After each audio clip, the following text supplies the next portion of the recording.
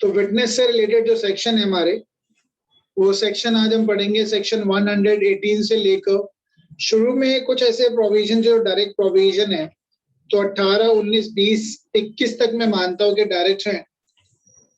And उसके बाद हम बात करेंगे,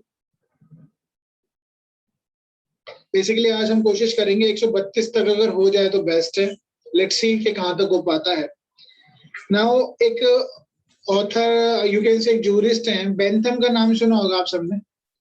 Jeremy Bentham.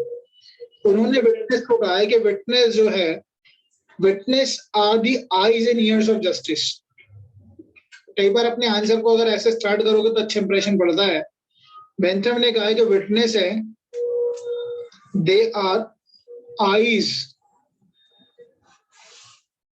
And ear, sorry spelling थोड़े गलत हो गए, eyes and ears of justice. ठीक है, eyes and ears of justice. न्याय देने के लिए विटनेस का रोल कितना ज्यादा इंपॉर्टेंट हो सकता है आप समझ सकते हैं। विटनेस अगर कोर्ट में आके खुद गवाही दे रहा है तो डायरेक्ट एविडेंस हो गया, ठीक है, और मुंह से बोलता है तो ओरल एविडेंस है। कोई डॉक्यूमेंट कोर्ट में ला रहा है तो डॉक्यूमेंट्री एविडेंस हो जाएगा। अब हमारा सेक्शन 118 से लेके 121 तक, 118 से 121 तक ये डील करते हैं कॉम्पिटेंसी ऑफ विटनेस, कि कौन कौन विटनेस हो सकता है, कॉम्पिटेंसी। ठीक है, थोड़ा ध्यान से पढ़ेंगे इसको, आसान सा टॉपिक है लेकिन कुछ क्वेश्चन टेक्निकल भी आते हैं तो उस बारे में बात कर ही लेंगे। कॉम्पिटेंसी यानी कौन कौन कॉम्पिटेंट होगा। 118 से 121 तक हम पढ़ेंगे कौन कॉम्पिटेंट होगा। एट द सेम टाइम कुछ ऐसे विटनेस हैं जो कॉम्पिटेंट तो हैं, जो कॉम्पिटेंट तो होते हैं लेकिन इन्हें कोर्ट में बुलाया नहीं जा सकता। They cannot be compelled to come before the court and answer it. आप मुझे बता सकते हैं कि कौन से ऐसे विटनेस है जिनको कोर्ट दबाव नहीं डाल सकता, आप कोर्ट में आइए और अपना गवाही दीजिए। husband and wife of the party for the privileged.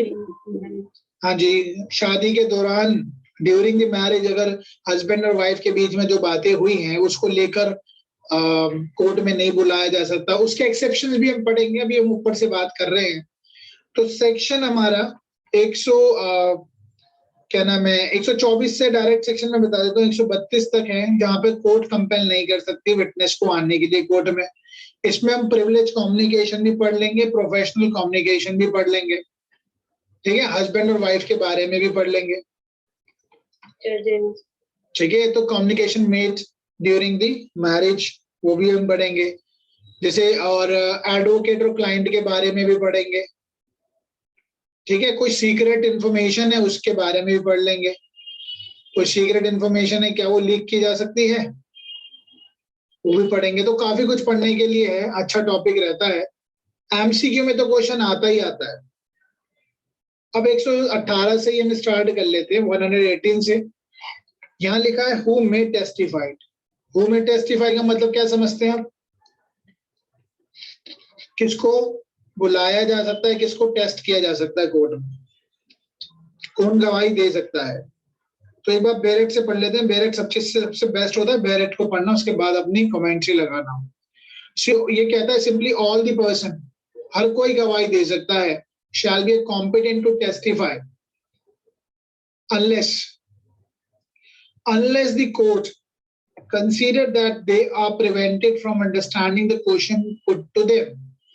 अगर कोर्ट को ये लगता है कि इससे जो पूछा जा रहा है वो उसको समझ ही नहीं आता है, यानी मेच्योरिटी देख रहा है, उसकी समझ देख रहा है, अंडरस्टैंडिंग देख रहा है जज, और उससे जो कुछ पूछा गया है, from giving a rational answer to those question, वो क्वेश्चन का आंसर नहीं दे पा रहा है। क्यों नहीं दे पा रहा? बिकॉज ऑफ टेंडर एज, कि वो एक बच्चा है, या एक्सट्रीम ओल्ड एज हो सकता है, ठीक है, एक्सट्रीम ओल्ड एज, या कोई बीमारी हो, वेदर ऑफ बॉडी और माइंड और of any other cause of same kind. मतलब कोई बीमारी हो। पहली चीज तो देखो टेंडर एज की बात की गई, चाइल्ड विटनेस की बात की गई है। एक्सट्रीम ओल्ड एज हो सकता है, बहुत ज्यादा बूढ़ा हो गया हो, कोई डिसीज, कोई बीमारी हो जिसके चलते वो आंसर नहीं दे पा रहा है, वेदर ऑफ बॉडी और ऑफ माइंड और any other cause of same kind, या इसी तरीके की कोई और चीज हो उसकी वजह से वो गवाही नहीं दे पा रहा है। एक्सप्लेनेशन बहुत इंपॉर्टेंट है। और लुनेटिक यानी जो इडियोटिक है या लुनेटिक है is not incompetent to testify. ये कह रहा है कि जो लुनेटिक है वो भी इनकॉम्पिटेंट नहीं होता है, उसकी भी गवाही चल सकती है unless is prevented by lunacy from understanding the question to put him and give a rational answer to them। यानी lunatic भी एक competent witness हो सकता है अगर उसके पागलपन की वजह से अगर वो आंसर नहीं दे पा रहा है तो ही वो विटनेस नहीं बनाया जाएगा। यानी अगर जो पागल इंसान है या lunatic है वो विटनेस दे सकता है अगर वो साउंड है, साउंड इन द सेंस अगर वो सही परिस्थितियों में क्वेश्चन का आंसर देने लायक है, वो क्वेश्चन को समझ रहा है जो पूछा जा रहा है, उसका आंसर वो अगर रीजनेबली ठीक दे रहा है, then he can be a competent witness. अब यहाँ पर जैसे मैं अपने किसी रिलेटिव से बात कर रहा था, इज वेरी ओल्ड एज, ठीक है, तो मैं उनसे जब मिला तो ही वॉज शिवरिंग। अभी कुछ दिन पहले मैं उनसे मिलने भी गया था तो he was shivering, I mean whenever he was talking तो उनकी पूरी बॉडी कांपती। तो आज वो उनकी कुछ कोर्ट में ना गवाही है कुछ दिन बाद, तो he was talking to me. मैंने कहा आपके खिलाफ तो कमीशन इशू की जाएगी, कमीशन करवाइए क्या कोर्ट में, क्योंकि अगर ओल्ड एज है, कई बार ऐसा होता है, शायद आप लोगों ने सीपीसी अगर पढ़ी होगी तो सीपीसी में एक प्रोविजन कमीशन का भी है, कमीशन इशू कराई जा सकती है विटनेस के लिए। पढ़ा है किसी ने? Yes sir. या आपने तो पढ़ा ही होगा, ये अर्चना। यस। तो कई बार कोई इंसान होता है जो अनेबल टू वो कोर्ट में नहीं आ पाता है, तो कई बार उसके लिए ना कोर्ट के ऑर्डर पे ही एक कमीशन भेज दी जाती है उस इंसान के लिए कि वहीं जाके उसके विटनेस ले आइए। तो मैं ये बात इसलिए शेयर कर रहा हूँ कि प्रैक्टिकल चीजें होती है, माइंड में आ गई तो बता देना सही रहता है। तो ऐसे इंसान कई बार ओल्ड एज है, उससे पूछा कुछ जा रहा है वो समझ ही नहीं पा रहा है तो वो विटनेस नहीं दे पाएगा। समझ रहे हैं आप?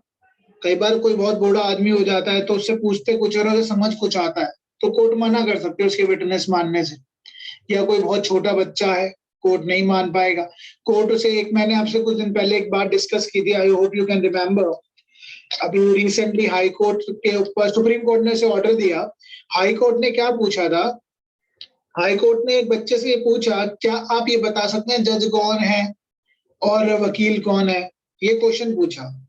बच्चे को एज अ विटनेस मंगाया गया था कोर्ट में, लेकिन जज ने क्या करा, अंडरस्टैंडिंग देखी कि बच्चा कितना मैच्योर है या नहीं। तो पहला क्वेश्चन उसने क्या करा, जज ने ये पूछा कि हम दोनों में से जज कौन है और वकील कौन है। तो आप मुझे बताइए अगर बच्चे ने आंसर इसको डिफरेंशिएट नहीं कर पाया तो उस बच्चे की गवाही चलेगी या नहीं चलेगी? चलेगी। चल सकती है, जरूरी नहीं है कि बच्चे को पता हो कि जज कौन है, लॉयर कौन है, लेकिन हाँ उस बात से जो पूछा जाएगा उसको तो पता ही हो। लेकिन उसकी अंडरस्टैंडिंग ऐसी हो सकती है कि वो उसके सामने अगर कुछ हो रहा है तो उन चीजों को समझ सके, और अगर उसके वो गवाही दे रहा है तो चल सकती है, depends upon the facts and circumstances of the case. बिल्कुल। तो हाई कोर्ट को सुप्रीम कोर्ट ने फटकार लगाई और हाई कोर्ट ने क्या किया था, मना कर दी थी कि भाई बच्चा यही बात नहीं बता पा रहा कि जज कौन है या वकील कौन है तो उसकी गवाही कैसे मान ले। तो हाई सुप्रीम कोर्ट ने कहा भाई if is not able to differentiate with a जज और a lawyer that doesn't mean कि he can not give a evidence before the court, witness नहीं दे सकता। ठीक है, तो विटनेस दे सकता है बच्चा क्या? तो कोर्ट ने ये सुप्रीम कोर्ट ने कहा भाई विटनेस जो बात बता रहा है उसकी बात को तो सुने, डायरेक्टली एकदम से रिजेक्ट नहीं हो सकता। तो अगर हाई कोर्ट के जज को फिर कोर्ट ने डायरेक्शन दी कि बच्चे की विटनेस ली जाए। ठीक है, तो सेक्शन 118 में हम क्या क्या पढ़ते हैं, तो हर कोई इंसान जो ऑल पर्सन जो है विटनेस दे सकते हैं, पढ़ेंगे और डिटेल में भी बात, ऑल पर्सन दे सकते हैं जो जो कॉम्पिटेंट है। और यहाँ पर कोर्ट को कंसीडर करना है। पहली बात कोर्ट को ये देखना है कि क्या वो इंसान विटनेस देने लायक है या नहीं है। क्यों? क्योंकि कोई कौन कौन से रीजन हो सकता है, टेंडर एज हो सकती है। टेंडर एज मतलब बच्चा है, थोड़ा नहीं समझ पा रहा है। एक्सट्रीम ओल्ड एज हो सकती है, बहुत बूढ़ा आदमी हो या कोई बीमारी से ग्रसित हो, डिसीज कैसी हो सकती है? बॉडी और माइंड की हो सकती है। बीमारी कैसी? बॉडी या माइंड से रिलेटेड हो सकती है। या इन्फर्म हो, इन्फर्म मतलब कमजोर आदमी, ठीक है। इन्फॉर्मिटी यानी कोई कमी हो उसके अंदर। और कोर्ट को ऐसा लगता, कोर्ट ने ये अंदाजा लगाया देखने के बाद विटनेस को, द इनकैपेबल, उसने जो कोर्ट ने क्वेश्चन पूछा उसका वो आंसर देने में असमर्थ है, उसे पता ही नहीं लग रही क्या कहना है, क्या समझ में ही नहीं आ रहा है, तो कोर्ट उस विटनेस को रिजेक्ट कर सकता है।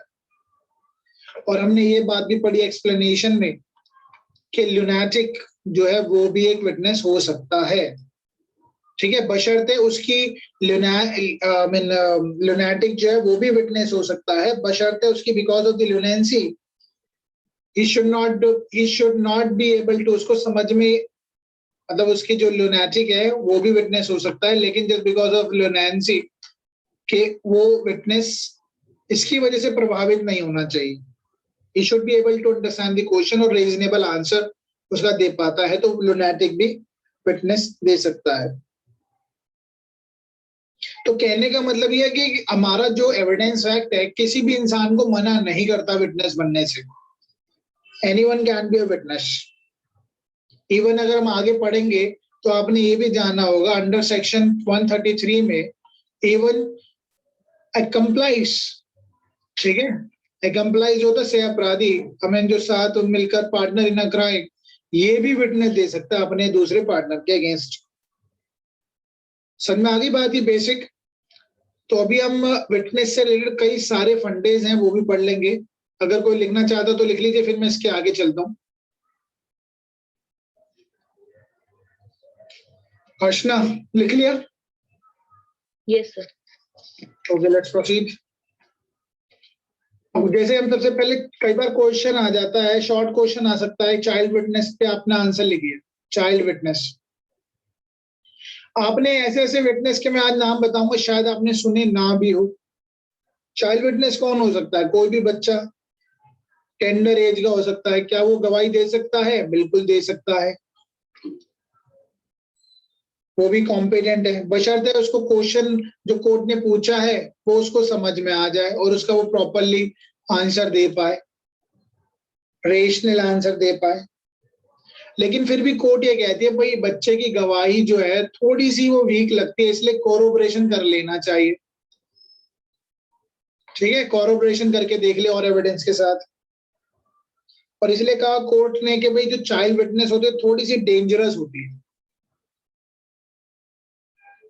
थोड़ी सी खतरनाक है एज टू रिलाई, क्योंकि बच्चे को थोड़ा बहकाया फुसलाया जा सकता है। बहकाया फुसलाया हुए के लिए एक वर्ड यूज किया गया था, एक जजमेंट में बताऊंगा, प्लेएबल, PLIABLE, प्लेएबल, बच्चे को इन्फ्लुएंस किया जा सकता है। तो इसलिए कोर्ट ने कहा थोड़ा सा विजिलेंट रहना चाहिए, कोर्ट को केयरफुली एग्जामिन करे, ठीक है। केस हुआ क्या था, एक केस का नाम मैं आपको बताता हूँ, भगवान Singh versus state of MP का केस है। भगवान Singh versus state of MP, 2003 का केस है। इस केस में हुआ क्या, जो एक बच्चा था, 6 साल का बच्चा था, 6 ईयर चाइल्ड था, वो अपनी माँ को देखता है, उसकी माँ को, ये शायद मैंने आपसे डिस्कस भी किया था पहले, अपनी माँ को देखता है, उसकी माँ के साथ मारपीट हुई और उसको मार दिया गया, उसकी माँ को। शी वॉज मर्डर्ड रात में, इन द मिडनाइट, रात में उसकी माँ का खून कर दिया गया। और वो बच्चा जो था 6 से 7 साल का जो था, वो जाकर सो जाता है, रात में माँ का मर्डर देख के सो जाता है।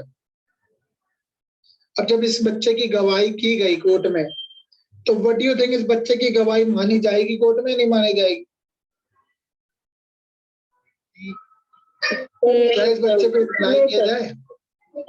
No sir, no sir, rely क्योंकि वो हाँ जी, थोड़ा सा इंसिडेंट को समझने में ही एबल नहीं है। हाँ बेसिकली देखो, उसने चीज तो समझ ली, लेकिन वो समझने के बाद उसका रिएक्शन कैसा था, जाके सो जाता है। तो जो इंसान का कोई रिएक्शन नहीं है, उसकी मदर के साथ 6 साल का बच्चा भी थोड़ा सा तो माइंड रखता ही है।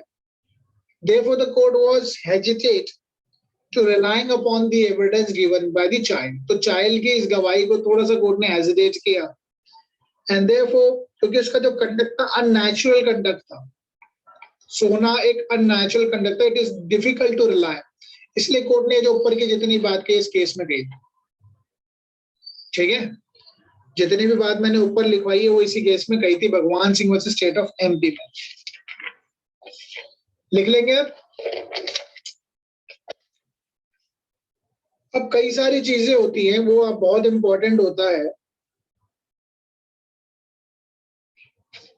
अब आपने एक नाम वो सुना होगा, चांस विटनेस सुना है? चांस विटनेस, ये वैसे तो नहीं सुना होगा, लेकिन मैं आपको बताता हूँ ये होती क्या क्या चीजें है। चांस विटनेस किसने सुना है, ये बताओ। यामिनी आप बताइए, कॉन्सेप्ट कभी सुना है चांस विटनेस? सर ये एविडेंस की बुक पढ़ते टाइम पढ़ा था कभी स्टार्टिंग में, उसके बाद फिर पढ़ा नहीं तो Okay. याद नहीं आ रहा। देखो सपोज करो मैं किसी रोड से गुजर रहा हूँ और मैं वहां पे अपनी आंखों के सामने एक्सीडेंट होते हुए देख लेता हूँ, वो मेरा रिलेटिव भी नहीं है, मैं जानता भी नहीं, लेकिन बाय चांस मैंने उसको देख लिया, तो इसको बोलते हैं चांस विटनेस, कोइंसिडेंस है। ठीक है, कोइंसिडेंस से मैं वहां पे था या बाय चांस मैं वहां पे था, तो उस इंसान को बोलते हैं कि वो भी विटनेस दे सकता है, कॉम्पिटेंट है बाय चांस।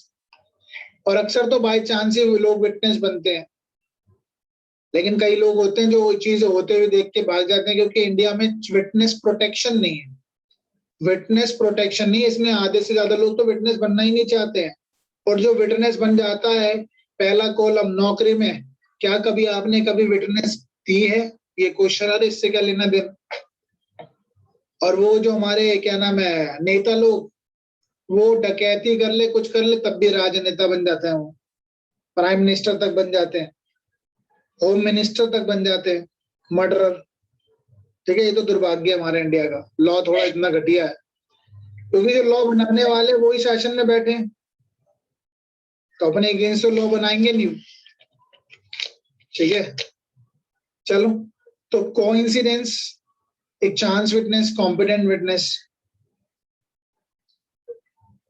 अब एक चीज है, ये भी कॉम्पिटेंट विटनेस होता है। अब कुछ ऐसे विटनेस के नाम मैं बोलूंगा, यानी टाइटल्स जो होंगे, आप मुझे बताना इनके बारे में आप जानते हैं। आपने स्टॉक विटनेस सुना है? स्टॉक, STOC के, स्टॉक विटनेस। यामिनी सुना है बट, या अर्चना? नहीं सर, सुना तो नहीं है, लेकिन ऐसा लग रहा है कि जैसे जैसे जब कई सारे विटनेसेस हो तो आप अदर विटनेसेस भी आपके पास स्टॉक में हो, इस टाइप से। गलत। और कोई बताएगा, या क्या नाम है, यामिनी बताइए, अटेम्प्ट मारिए। तो और कुछ एक्सप्लेनेशन तो नहीं आ रहा, बल्कि हर्षना वाला सही लग रहा था। चलो, कई बार क्या होता है, जैसे पुलिस कई बार क्या करती है, अपनी बात को साबित करने के लिए अपने पीछे कुछ विटनेस रखती है। ठीक है, बनाए हुए विटनेस होते हैं पुलिस के, जो अक्सर हर मामलों में विटनेस देने कोर्ट में आ जाते हैं।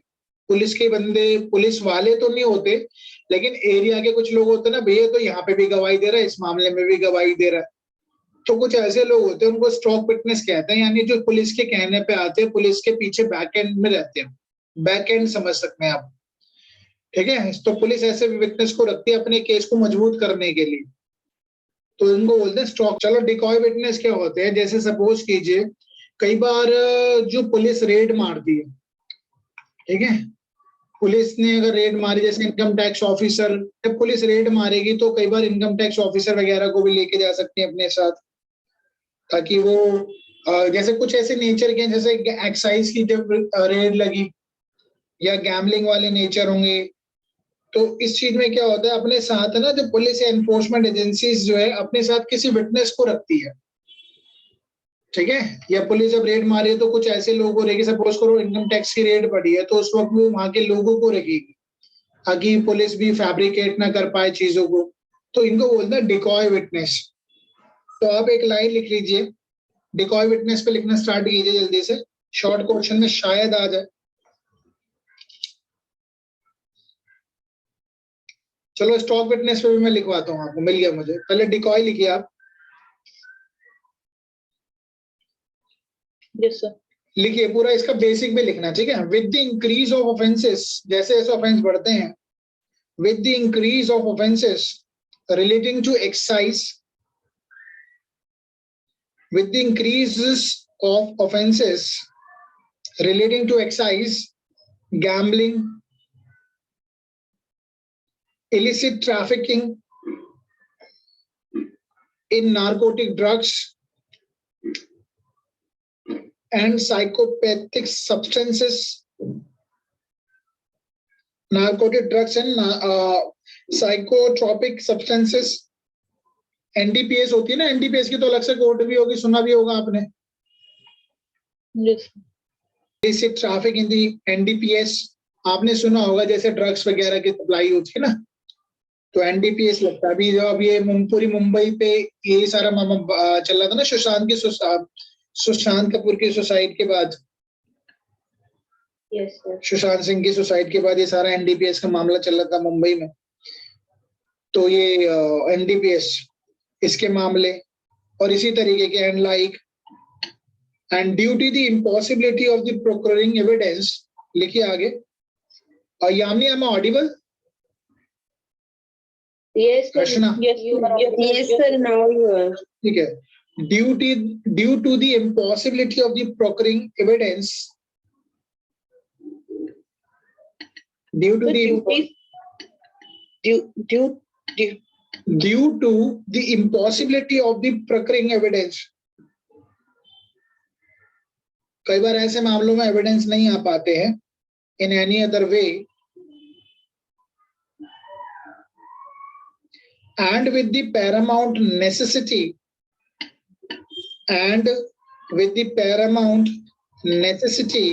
of putting down offenses,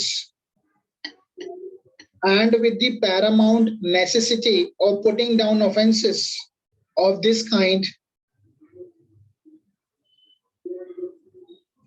law enforcement agencies are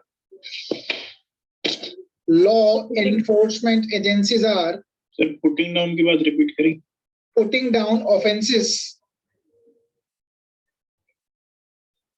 offences के बाद of sir this kind, law enforcement agencies are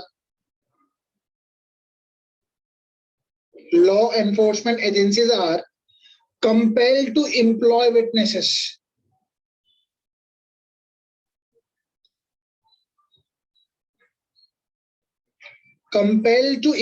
witnesses, police वाले अपने साथ ना विटनेसेस को रखते हैं, commonly known as decoy witness,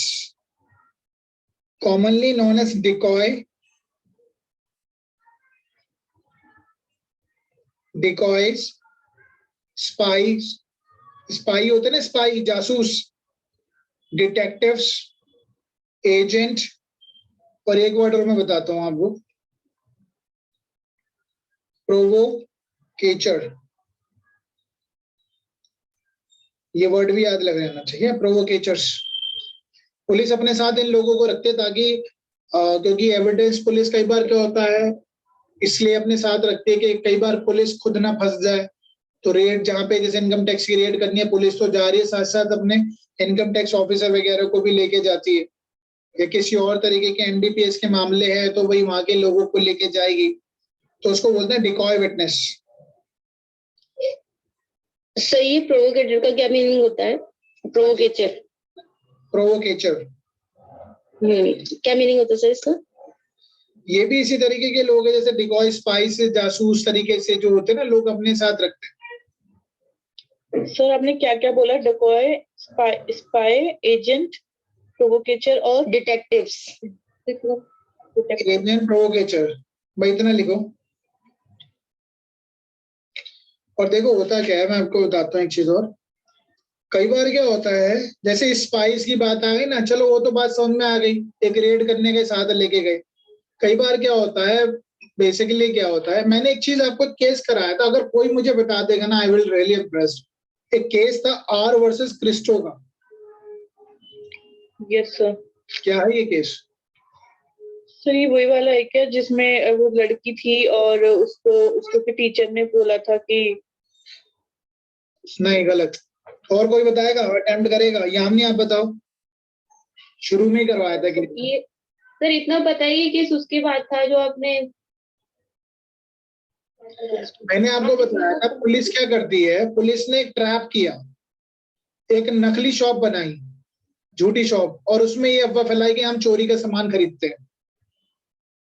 याद आया?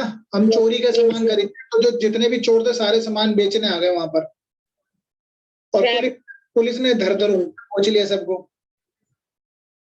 याद है कि यस सर, आ गया, याद आ गया। याद करो, मुझे पता है कि आप लोगों के माइंड में कॉन्सेप्ट तो बैठ गया, लेकिन केस भी याद करने पड़ता है। तो पुलिस ने एक ट्रैप किया। तो कई बार पुलिस ऐसा भी करती है, वो तो बात अलग है, चलो विटनेस जब हम कोई रेड मारे तो रेड के लोगों को लेके जाएंगे, डिकॉय कर लेंगे विटनेस। कई बार ऐसा भी होता है कि पुलिस वाले ना जानबूझकर एक जाल बिछाते हैं कि अपने ही आदमी को भेजेंगे वहां पर, किसके पास? क्रिमिनल के पास या एक्यूज्ड के पास, और उसका साथी बना के भेजेंगे, क्योंकि मैं तेरा शुभ चिंतक हूं, मैं ये तेरा साथी हूं एक्यूज्ड का। ठीक है? और ये इंसान एक्यूज जो है इस पे बिलीव कर लेता है, और उसके बाद ये इसके साथ मिलके काम करता है। तो उसको भी हम डिकॉय विटनेस बोलते हैं, डिकॉय विटनेस। और ये इसलिए होता है ताकि इसका सारा भेद भेद खुल सके, क्रिमिनल का या एक्यूज्ड का। समझ रहे? ट्रैप करके। तो इसलिए यहाँ वर्ड यूज किया हुआ स्पाई, प्रोवोकर्स। जो मिलके काम करेगा, और जो मिलके काम करेगा वो एक कंप्लाइज नहीं कहलाता है, क्योंकि तो पुलिस का ही आदमी है ना, हमारा ही आदमी है, एनफोर्समेंट का ही आदमी है, जो सामने वाले के साथ मिलता है और फिर उसको पकड़वाने में हेल्प करता है। तो उसको डिकॉय विटनेस भी बोलते हैं। आज बात समझ में आ गई? जैसे आपने मूवीज वगैरह में भी देखा होगा, देखा है ऐसा कभी? यस सर, देखा है सर कि लोग जुड़ जाते हैं उसके साथ और फिर उसके बाद विटनेस दे देते हैं। बात समझ में आया डिकॉय विटनेस का? जी सर। एक तो हो गया सीधा रेड के टाइम साथ जाता है पुलिस के साथ, एक होता है वो एक्यूज के साथ जुड़ जाएगा ताकि उसकी सारा भेद भेद जान सके। ओके, और ये हो गया हमारा डिकॉय विटनेस। अब एक केस मैंने स्टॉक विटनेस की कहा था, चलो स्टॉक विटनेस पे भी लिख लेते हैं। लिखिए स्टॉक विटनेस पे।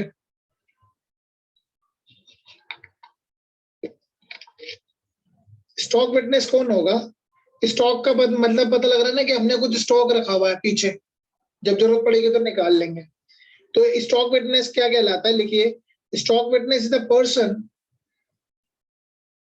Stock witness is the person who is at the back, who is at the back or call of the police, जो पुलिस के पीछे है और पुलिस के बुलाने पे आता है। He is a regular peddler of perjury. He is a regular peddler of perjury. ये perjury का मतलब क्या होता है? झूठी गवाही देता है ना, पुलिस के कहने पे देता है। He is a regular peddler of perjury on police service.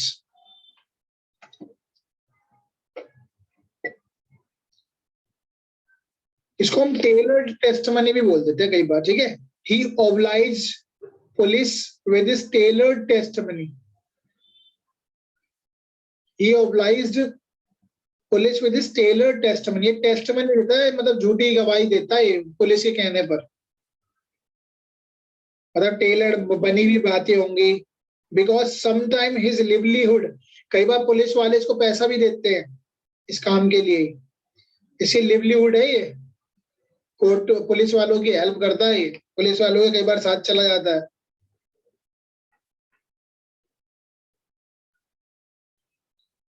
तो कैसे बोला था टेस्टिमनी के बाद आपने? समटाइम, क्योंकि because sometime his livelihood is depend upon the mercy and intelligence of police. Police की जो पुलिस होती है ना, इसको कुछ पैसा वैसा भी पकड़ाती रहती है, टाइम टू टाइम इसकी हेल्प भी करती रहती है, तो इसको बोलते हैं स्टॉक विटनेस।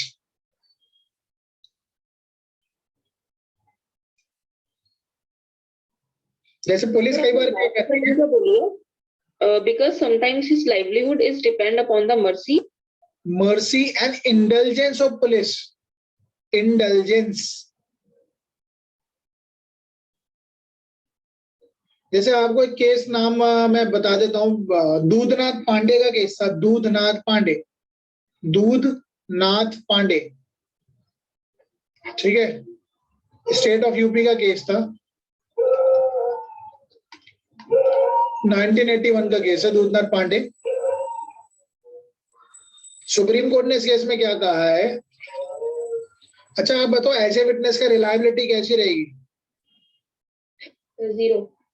कम रहेगी ना सर? हाँ जी, नहीं कम रहेगी ना सर, क्योंकि पुलिस के द्वारा कई बार क्या होता है, जैसे पुलिस ना रिकवरी की बात आती है। रिकवरी इन द सेंस मतलब क्या, एक्यूज ने कन्फेस कर लिया और रिकवरी हुई है मैं आर्टिकल की, ठीक है, रिकवरी ऑफ वेपन हुई है, तो पुलिस इस मामले में उस विटनेस को ला सकती है ना अपने साथ। चल वे हमारे साथ चल, हम रिकवरी कर रहे हैं, जरा बता दियो कोर्ट में जाके। ऐसा ही तो होगा। हाँ जी, सुनिए बात। ओके, स्टॉक विटनेस की बात कर रहे थे हम। तो स्टॉक विटनेस क्या होता है? इसमें दूधनाथ पांडे के केस में कहा गया था, सुप्रीम कोर्ट ने कहा that the police had introduce, ये जो कॉन्सेप्ट निकाला है ना स्टॉक विटनेस का, ये पुलिस ने ही निकाला है, to prove the recovery of the weapon. To prove the recovery of weapon. तो मैं रिकवरी ऑफ वेपन की बात कर रहा था कि जब कोई वेपन रिकवर किए जाते हैं तो उस मामले, उस दौरान पुलिस अपने ऐसे विटनेस को ले आती है, चलो भाई तुम ये कहते ना कोर्ट में कि तुम्हारे सामने निकाला है, रिकवरी हुई है, ठीक है, तो मर्डर का केस था ये। तो क्वेश्चन ये राइज होता है सुप्रीम कोर्ट के सामने कि भाई इनकी जो स्टॉक विटनेस है, इनकी रिलायबिलिटी कैसी रहे। हाँ जी बताइए, क्या रहेगी इनकी रिलायबिलिटी? सर फिर ये तो डिपेंड करेगा case to case. Sir reliability high नहीं होगी, लेकिन हाँ कॉरोबोरेशन के साथ रिलाय किया तो ये दूधनाथ पांडे में यही कहा था कोर्ट ने कि चलो ये विटनेस आपने बनाया भी है तो court would be justified in discarding इस टेस्टिमनी। तो कोर्ट है ना जस्टिफाइड है, अगर कोर्ट बिलीव नहीं करती ना इन पे तो डिसरिगार्ड कर सकती है। Court is justified in disregarding the testimony of such kind of witnesses.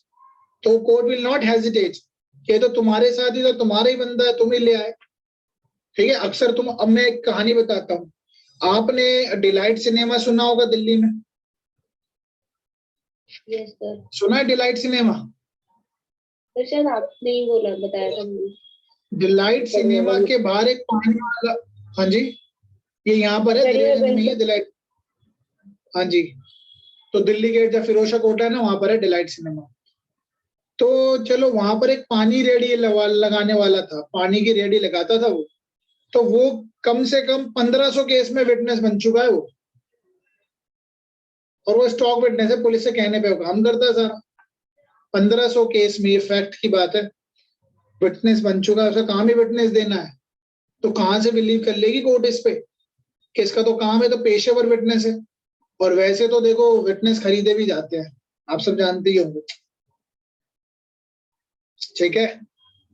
चलो आगे चलते, काफी कुछ हो गया स्टॉक विटनेस में। 2-4 नंबर का तो शॉर्ट क्वेश्चन में लिख ही दोगे बाब इसमें,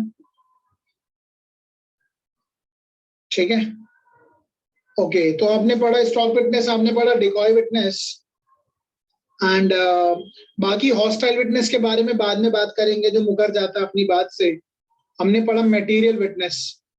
मटेरियल विटनेस जो है, जो प्राइम विटनेस है, जिसकी गवाही पे पूरा केस डिपेंड करता है, प्राइम विटनेस कहलाया जाता है, या मटेरियल विटनेस कहा गया है, ठीक है। एक कोर्ट विटनेस भी होता है। कोर्ट विटनेस क्या होता है? जिसमें कोर्ट ऑफिशियल की विटनेस होता है। कई बार कोर्ट भी अपना विटनेस बना लेती है उसको, जैसे कोई बंदा आया कोर्ट में, हमें प्रोसिक्यूशन की साइड से गवाही दे रहा है, लेकिन कोर्ट उससे वो प्रॉपर नहीं दे रहा, तो कोर्ट उसको खुद अपना विटनेस बना सकती है। मतलब कोर्ट उससे जो क्वेश्चन पूछेगी ना, तब वो कोर्ट विटनेस कहलाएगा। इस पे क्वेश्चन तो वैसे भी आज तक आया नहीं कोर्ट विटनेस पे, सर क्या कौन सा विटनेस था ये? ये है कोर्ट विटनेस। कई बार कोर्ट क्या करती है, जैसे प्रोसिक्यूशन ने कुछ पूछा, वो रिप्लाई नहीं दे रहा है, ठीक है, तो कोर्ट फिर उससे क्वेश्चन पूछते, तो उसको कई बार हम कोर्ट विटनेस बोल देते हैं। अगर कोर्ट में फिर वो अपनी बात रखता है तो उसको कोर्ट विटनेस बोल देते हैं। कोई क्वेश्चन वैसे आया नहीं है इस पर आज तक, कोर्ट विटनेस बताइए मेंस में अगर आप देखोगे।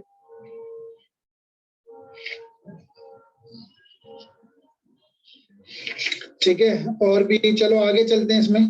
अब एक बात बताइए मुझे, अगर हम विटनेस की बात कर रहे हैं तो कई बार विटनेस क्या होता है, मेरा खुद का रिलेटिव विटनेस हो सकता है क्या?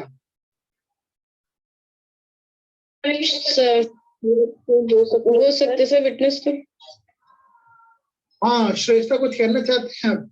नहीं सर, मैं बोल रही थी कि हाँ, अपना रिलेटिव भी विटनेस हो सकता है। अच्छा, तो अगर आपका कोई किसी का ब्रदर हो सकता है क्या विटनेस? सर आपने ही बताया था ना, जब जैसे आपने रेंट एग्रीमेंट बनाया था तो उसमें आपने विटनेस अपने ही भाई को रखा है। चलो अच्छी बात है, आप सुनते हो कम से कम। चलो वो तो अटेस्टिंग विटनेस हो गए, ठीक है, एक बात ध्यान रखना, वो तो अटेस्टिंग विटनेस हो गए, डॉक्यूमेंट को लेके वो अटेस्ट किया होगा। हाँ जी सर मैं पूछ रही हूँ, मेरी सारी चीजें हमेशा कंफ्यूजिंग ही क्यों हो जाती है? सही तो आंसर दिया, कंफ्यूजिंग क्या है इसमें? बढ़िया है, आप कम से कम सुन तो रहे हो अच्छे से, याद है आपके। देखो एक चीज मैं बताता हूँ, एक होता है बच्चा जिसको कुछ नहीं आता, ध्यान से सुनना, बड़ी इंटरेस्टिंग बात है। एक बच्चा होता है जिसको कुछ नहीं आता, एक बच्चा होता है जिसको कुछ आता है लेकिन उसको डाउट माइंड में आ गया। सबसे बढ़िया सिचुएशन में वो बच्चा है जिसको कुछ नहीं आता और अपने टीचर की सुनकर वही दिमाग में रखता है। समझ रहे हो बात? Yes sir. तो वो बच्चा सबसे बेस्ट सिचुएशन में आता है जिसको बिल्कुल ब्लैंक माइंड से जो आया, जिसको कोई भी कुछ आता ही नहीं है, मुझसे अपने टीचर पे भरोसा करता है, जो वो कह रहा है सही है, उसकी बात सुनते जाओ, काम होता जाएगा।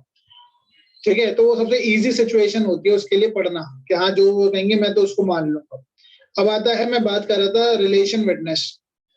रिलेशन विटनेस बिल्कुल जो इंसान आपसे रिलेटेड है, जैसे मेरे केस में क्या मेरी वाइफ गवाही दे सकती है, क्या मेरे फादर मेरे फेवर में गवाही दे सकते हैं, क्या मदर दे सकती है, ये बात है।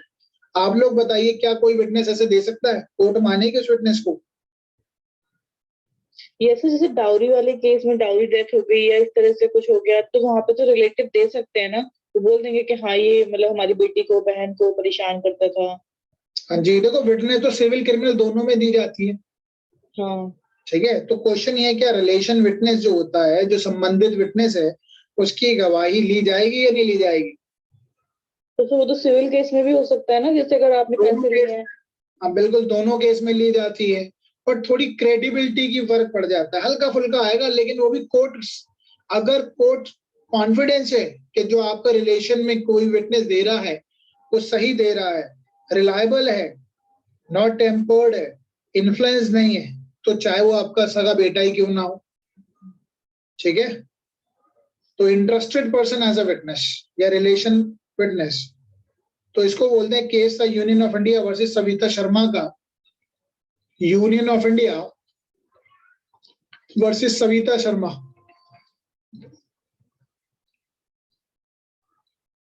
1979 का केस है। तो इसमें कहा गया, if the witness is a relative of a person, अगर कोई विटनेस रिलेटिव है ऑफ अ पर्सन, उस इंसान का ही,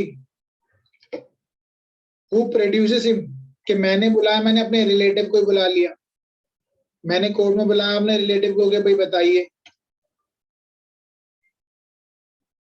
उसकी जो स्टेटमेंट है किसकी, रिलेटिव की, can not B disregarded, can not be discarded, can not be discarded, discarded का मतलब खारिज नहीं की जा सकती, अनलेस इज स्टेटमेंट, जब तक उसके स्टेटमेंट,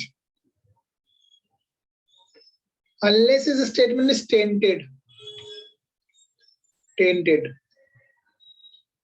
और only for the benefit of a person, सिर्फ उसके फायदे की बात कर रहा है, only for the benefit of a person, यानी कोर्ट को नजर आ रहा है तो जबरदस्ती नकली फेवर ले रहा है, और इसलिए कोर्ट कहती है भाई स्क्रूटनाइज कर लिया जाए, अच्छे से जांच पड़ताल कर ली जाए कि भाई वो विटनेस जो दे रहा है वो सही भी दे रहा है या सिर्फ फेवर की बात कर रहा है।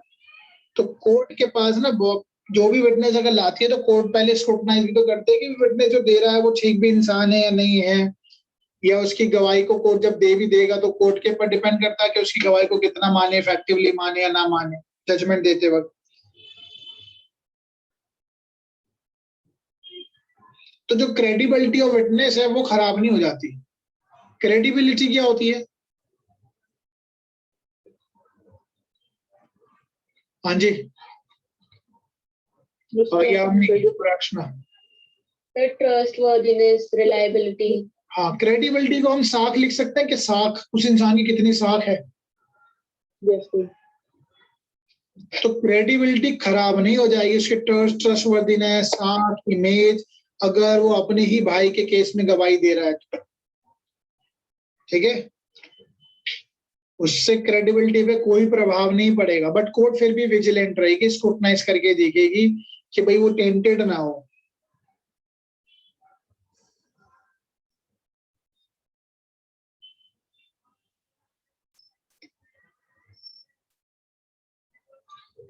ठीक है, ओके।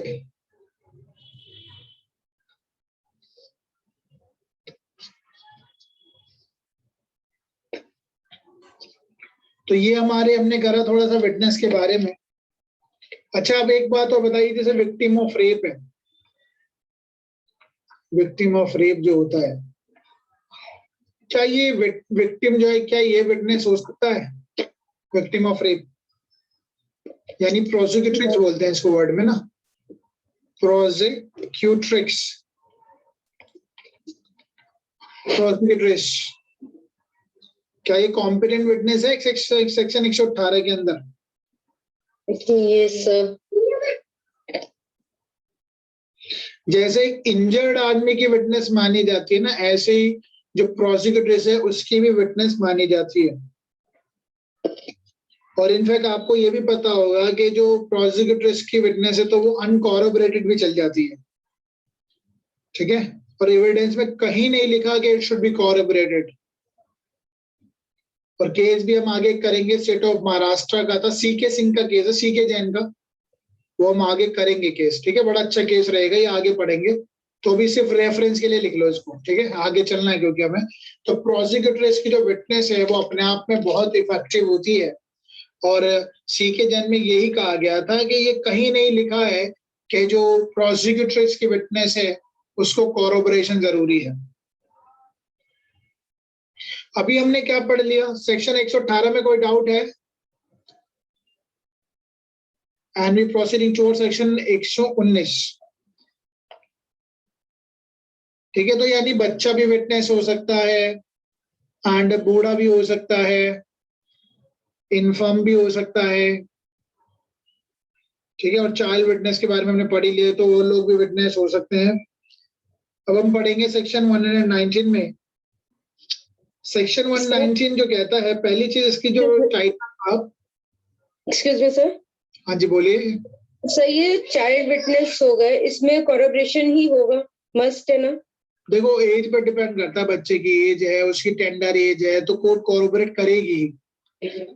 थोड़ी सी रिलायबिलिटी कम होती है ना, क्योंकि मैंने आपको ये कहा कि बच्चे को थोड़ा ना इन्फ्लुएंस किया जा सकता है, उसको बहकाया फुसलाया जा सकता है, ठीक है।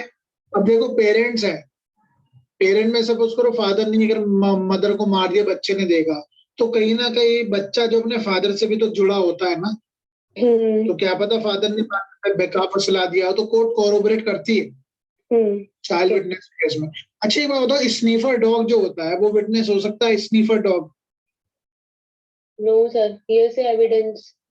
वो लेकिन एविडेंस देता है सर, विटनेस तो मतलब नहीं। तो उसकी विटनेस ही तो बात कर रहे हैं, एविडेंस देगा तो ही तो विटनेस बनेगा। स्नीफर डॉग की विटनेस मिल जाएगी? जैसे ली जाती है, लेकिन मुझे डाउट है कि उसके द्वारा दी गई जो एविडेंस होता है वो ओरल एविडेंस होते हैं या साइंटिफिक एविडेंस होते हैं? हाँ बताइए कौन से पेपर में? तो आप साइंटिफिक लिख के आए होंगे, हरियाणा का क्वेश्चन है तो। ये तो मैंने ये क्वेश्चन पढ़ा था मैंने पिछली बार आया था नहीं हरियाणा के? एविडेंस में सर जो बुक है ना यूनिवर्सल, उसमें ही है ये क्वेश्चन। हाँ, तो स्नीफर डॉग की जो विटनेस होगी ना, वो कैसी विटनेस होगी? सर हियर से एविडेंस। हाँ सर, हियर अच्छा। से नहीं, हियर से। यही सारे ऑप्शन थे उसमें। चलिए ओरल है ओरल का दो होते, पता नहीं, मैं याद नहीं। साइंटिफिक भी था सर। हाँ साइंटिफिक, ज्यादातर लोग साइंटिफिक ओरल हियरसे और आंसर क्या है उसका? सर ओरल लग रहा था। हियर से है या नहीं है? है हियरसे। अगर मैं कहूँ ओरल है तो ओरल कहाँ से होगा? गलत। हियरसे सर, ओरल कहाँ से? निकाल लो, चलो इसका आंसर निकाल लो। ये सर, काम इसका आंसर हियर से एविडेंस ही था उसमें, हरियाणा पेपर में आया था तो। हाँ तो एक काम करेंगे ना, गलत है क्या हियर से एविडेंस? अभी जब हाँ, ये उसमें क्वेश्चन करेंगे ना, है उसमें ही आया है, पिछले साल ही आया है ये। ठीक है, तो एक चीज मैं पहले बता दूं कि first of all sniffer dog की गवाही पे भी, मतलब उसकी विटनेस को मानते हुए भी कोर्ट ने उसकी कंसीडर करी है। कोर्ट ने उसको कंसीडर करा हुआ है कि स्नीफर डॉग क्या होते हैं, ट्रेन डॉग होते हैं, उन्हें पता है कि कौन सी चीज प्लास्टिक या फिर आरडेक्स वार्डेक्स कहाँ पर है, तो उनको रिलेवेंसी देखो ऑफ कोर्स कॉरोबरेशन तो चाहिए होगा ही होगा, ठीक है, बट रिलेवेंट होती है उसकी भी विटनेस जो दे रहा है वो इस तरीके से। यस सर, पर सर आपने तो यही पूछा ना कि वो एविडेंस कौन सा है, वो एडमिसिबल है या नहीं, क्योंकि हियर से भी ऐसी कई सिचुएशन एडमिसिबल होते हैं, एडमिसिबल होता है। नहीं है। जब हम वो करेंगे ना एक बार और दोबारा देख लेंगे, दो में से एक आंसर तो है इसका, हियर से और ओरल, और इसके पीछे कोई लॉजिक नहीं है, हमें रटना है, वो कुछ चीजें में रटनी पड़ेगी। ठीक है, साइंटिफिक ज्यादातर बच्चों ने पिछली बार जब पेपर दिया तो साइंटिफिक लगाया था, साइंटिफिक तो गलत ही है। सर ये मैंने कहीं पढ़ा था, मतलब पहले भी पढ़ा हुआ था, तो याद आ रहा था कि शायद हियर से एविडेंस। इसी का क्वेश्चन आया हुआ है ना, ये हरियाणा का लास्ट ईयर आया हुआ है। ओके, चलो हम बात करें तो 119 पे डम विटनेस की बात करेंगे। पहली चीज यहाँ पर जो था, witness unable to communicate verbally लिखा हुआ है आज के टाइम में, पहले ऐसा नहीं था, पहले इसको डम विटनेस कहा गया था। देखिए नीचे अगर हम देखेंगे बैरेट के फुटनोटिंग में, तो यहाँ कहीं अभी चलो लिखा तो नहीं है, लेकिन यहाँ पे पहले डम विटनेस लिखा जाता था इसको, ठीक है, but now it has been replaced और अब इसको कहा गया witness unable to communicate verbally, जो बोल नहीं पा रहे। तो डम एक घटिया सा वर्ड लग रहा था, उसको रिप्लेस किया गया है, और अनेबल टू कम्युनिकेट एक थोड़ा वाइडर टर्म है। तो witness who is unable to speak may give his evidence in any other manner in which he can make it intelligible. वो किसी भी तरीके से, जो इंसान बोल नहीं पाता, वो किसी भी तरीके से अपना विटनेस दे सकता है, एविडेंस दे सकता है, कैन मेक इट्स इंटेलिजिबल, ताकि उसके सामने वाले के बस कोर्ट के समझ आ जाए। एज बाय राइटिंग, या तो लिख कर दे सकता है या साइन करके दे सकता है। Bye such writing must be in writing में होना चाहिए, लिखित में होना चाहिए, और साइन होना चाहिए, ओपन कोर्ट में होना चाहिए। और वो अगर एविडेंस देगा उसको ओरल एविडेंस कहा जाएगा। ये पेपर में कई बार क्वेश्चन एमसीक्यू में पूछ लिया जाता है, ठीक है, तो ओरल एविडेंस कहलाएगा ये। Provided that if the witness is unable to communicate verbally, the court shall take assistance of the interpreter and educator in recording the statement. कई बार ऐसा हो सकता है जो इंसान अनेबल टू स्पीक है, वो हेल्प भी दे सकती है कोर्ट चाहे तो किसी इंटरप्रेटर की और स्पेशल एजुकेटर की, while recording the statement of the witness, and such statement shall be videographed. तो ये वीडियोग्राफ की जाएगी। 119 में कुछ ज्यादा नहीं है भाई, इतना ही काफी रहेगा। ठीक है भाई, इसमें एक केस मैं आपको बता देता हूँ, केस है queen Empress versus Abdullah. I hope you can remember it. Queen Empress versus Abdullah, याद है केस? तो वो फिंगर उठाती है, तो वो अपना उंगली उठा के कहती है, जैसे उसका नाम लिया गया, क्या वो अब्दुल्ला है जिसने तुम्हारा गला काटा है? तो हाथ उठा देती है ना। Yes sir. तो याद रखना बस। चलो 120 पे आते, थोड़ा इंटरेस्टिंग रहेगा। 120 कहता है party to civil suit and their wifes, उनकी बीवियां और उनके पति। अब ये वाइफ्स ना कई बार बहुत सारे डिफेंडेंट हो सकते हैं, कई बार बहुत सारे प्लेंटिव हो सकते हैं, इसलिए वाइफ्स ही लिखा है। हस्बैंड और wife of a person under the criminal trial. एक बात बताओ, क्या पहली चीज, जैसे अगर हम बात करें सिविल मामले में, पहले पढ़ लेते हैं, चलो मैं आगे बताता हूँ उसको। In all civil proceedings the party to the suit, defendant and plaintiff, and the husband or wife of any party to the suit, और उन जो सूट फाइल हुआ है, प्लेंटिफ और डिफेंडेंट ने जो सूट फाइल किया है, प्लेंटिफ ने जो सूट फाइल किया है, सामने वाली पार्टी डिफेंडेंट हो गई। अब उनके हस्बैंड या उनकी वाइफ क्या विटनेस दे सकते हैं? ये क्वेश्चन पहला यहाँ से यहाँ तक सिविल मामले के लिए हो गया। और in criminal proceeding against any person the husband और wife of such person respectively shall be a competent witness. तो पहला चीज जो है हम 120 में हम क्या क्या पढ़ते हैं,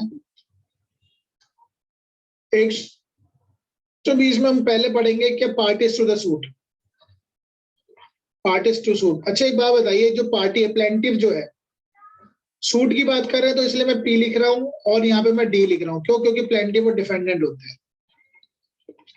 क्या प्लेंटिव विटनेस दे सकता है अपने केस में? Yes. क्या प्लेंटिव की विटनेस होगी या नहीं होगी? हाँ जी, Yes, sir. He is a competent witness. क्या प्लेंटिव कॉम्पिटेंट विटनेस है? मतलब जो दावा डाल रहा है, मैं आप केस डाल रहा हूँ आपके ऊपर, तो मेरी भी गवाही चलेगी या नहीं चलेगी? या मैंने जो लिख दिया बस बात खत्म? मैं भी कॉम्पिटेंट विटनेस हूँ, थोड़ा ध्यान से सुन लीजिए इस बात को। और डिफेंडेंट कॉम्पिटेंट विटनेस है या नहीं है? अच्छा, कई एक ही प्लेंटिव होगा कि एक सूट में? हाँ जी, कई बार प्लेंटिव नंबर 1, प्लेंटिव नंबर 2 भी ऐसे भी तो हो सकते हैं। और क्या पता कई बार डिफेंडेंट नंबर 1, 2, 3, 4 ऐसे भी हो सकते हैं। एक भाई ने केस करा है अपने बड़े भाई पे, डिफेंडेंट नंबर 1, उसकी बहन भी है डिफेंडेंट नंबर 2, डिफेंडेंट नंबर 3 माता हो गई, कोई भी हो गया, प्रॉपर्टी को लेके हुआ। तो कई सारे डिफेंडेंट हो, तो क्या लिखा? Parties to the suit.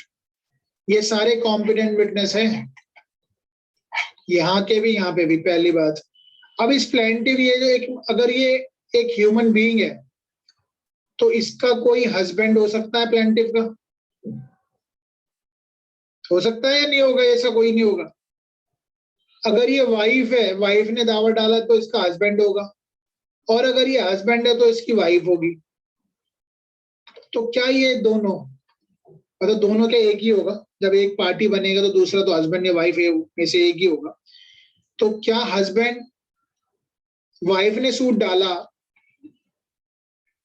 किसी पे भी डाला सूट, तो क्या हस्बैंड कॉम्पिटेंट विटनेस है? हाँ जी, जल्दी जल्दी बताइए थोड़ा, हर्षना।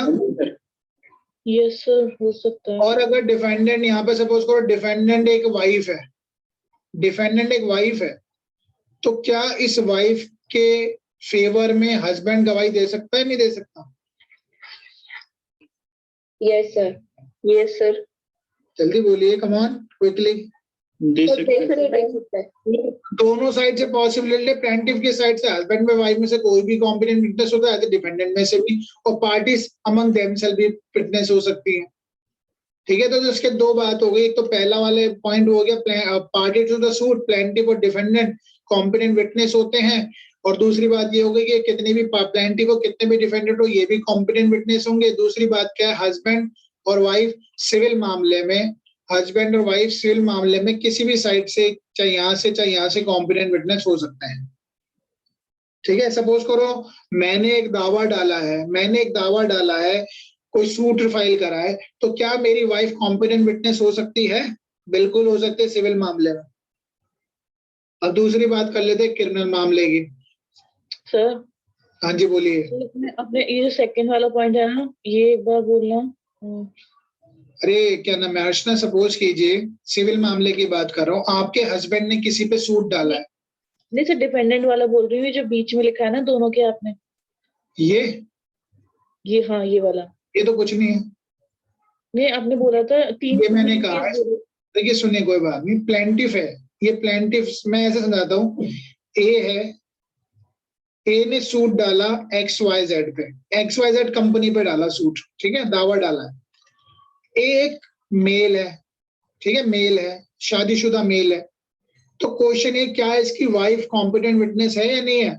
ये इसलिए मैं आपसे पूछ रहा हूँ क्योंकि ऐसा लग रहा होगा ना इसके फेवर में ही बात करेगी, अपने हस्बैंड के फेवर में ही तो बात करेगी। तो क्या वाइफ कॉम्पिटेंट विटनेस है या नहीं है? यस सर है। अच्छा, सपोज करो ये वाइफ ने केस डाला होता, तो हस्बैंड हो जाता। तो हस्बैंड कॉम्पिटेंट विटनेस है या नहीं है? Yes sir. लॉजिक तो ये लग रहा है ना कि भाई वाइफ तेरी बीवी है तो भैया तेरा ही फेवर लेगी, ये तो लॉजिक की बात है ना। लेकिन कोर्ट कहता नहीं, सेक्शन 120 कहता नहीं, हस्बैंड और वाइफ दोनों कॉम्पिटेंट विटनेस होते हैं सिविल मामले में, चाहे वो प्लेंटिफ की साइड से हो चाहे यहाँ से हो।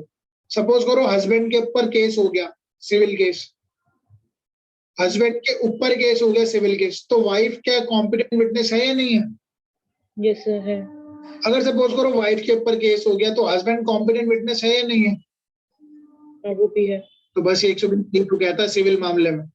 लेकिन सर आपने जब ये वाले 3 एग्जांपल दिए ना, ये डिपेंडेंट 1 2 3, इनका भी ये भी कोई वो कर सकते हैं? वो तो मैं कह रहा हूँ पार्टीज टू द सूट है ना, एक दावा डालना, एक जनरली क्या है केस में एक प्लेंटिफ एक डिफेंडेंट तो मिनिमम होता ही होता है। प्लेंटिफ भी कॉम्पिटेंट विटनेस है, डिफेंडेंट भी कॉम्पिटेंट विटनेस है। अगर सपोज मेरे ऊपर कोई केस हो जाता है, मेरे ऊपर कोई केस हुआ है सिविल, तो क्या मेरी भी तो कोर्ट बात सुनेगा नहीं सुनेगा? और सपोज करो कई सारे डिफेंडेंट है, मैं हुआ, मेरा भाई हुआ, मेरी बहन हुआ, मेरे एक किसी ने प्रॉपर्टी का दावा डाल दिया, तो वो भी तो कॉम्पिटेंट विटनेस होंगे। तो को डिफेंडेंट जो है वो कहना चाह रहे हैं? को डिफेंडेंट भी होते हैं विटनेस कॉम्पिटेंट, को प्लेंटिफ भी होंगे कॉम्पिटेंट विटनेस। अच्छा ठीक है, तो क्या जो प्लेंटिफ है, सपोज करो प्लेंटिफ नंबर 1, प्लेंटिफ नंबर 2, क्या प्लेंटिफ नंबर 2 इसके फेवर में एक विटनेस नहीं दे सकता क्या? डिफेंडेंट नंबर 2 क्या डिफेंडेंट नंबर 1 के फेवर में विटनेस नहीं दे सकता क्या? ठीक है। सिंपल सी बात है। देखो कानून की किताबें लिखी बड़ी डेंजर है, लेकिन लॉजिक है, बस भाषा समझ में नहीं आती है कई बार। अब बात कर रहे हैं इसी का सेक्शन 120। 120 का जो हमने क्रिमिनल वाला पार्ट है वो भी समझ लेते हैं। 120 का रिमेनिंग पार्ट जो है क्रिमिनल प्रोसीडिंग की बात कर रहा है।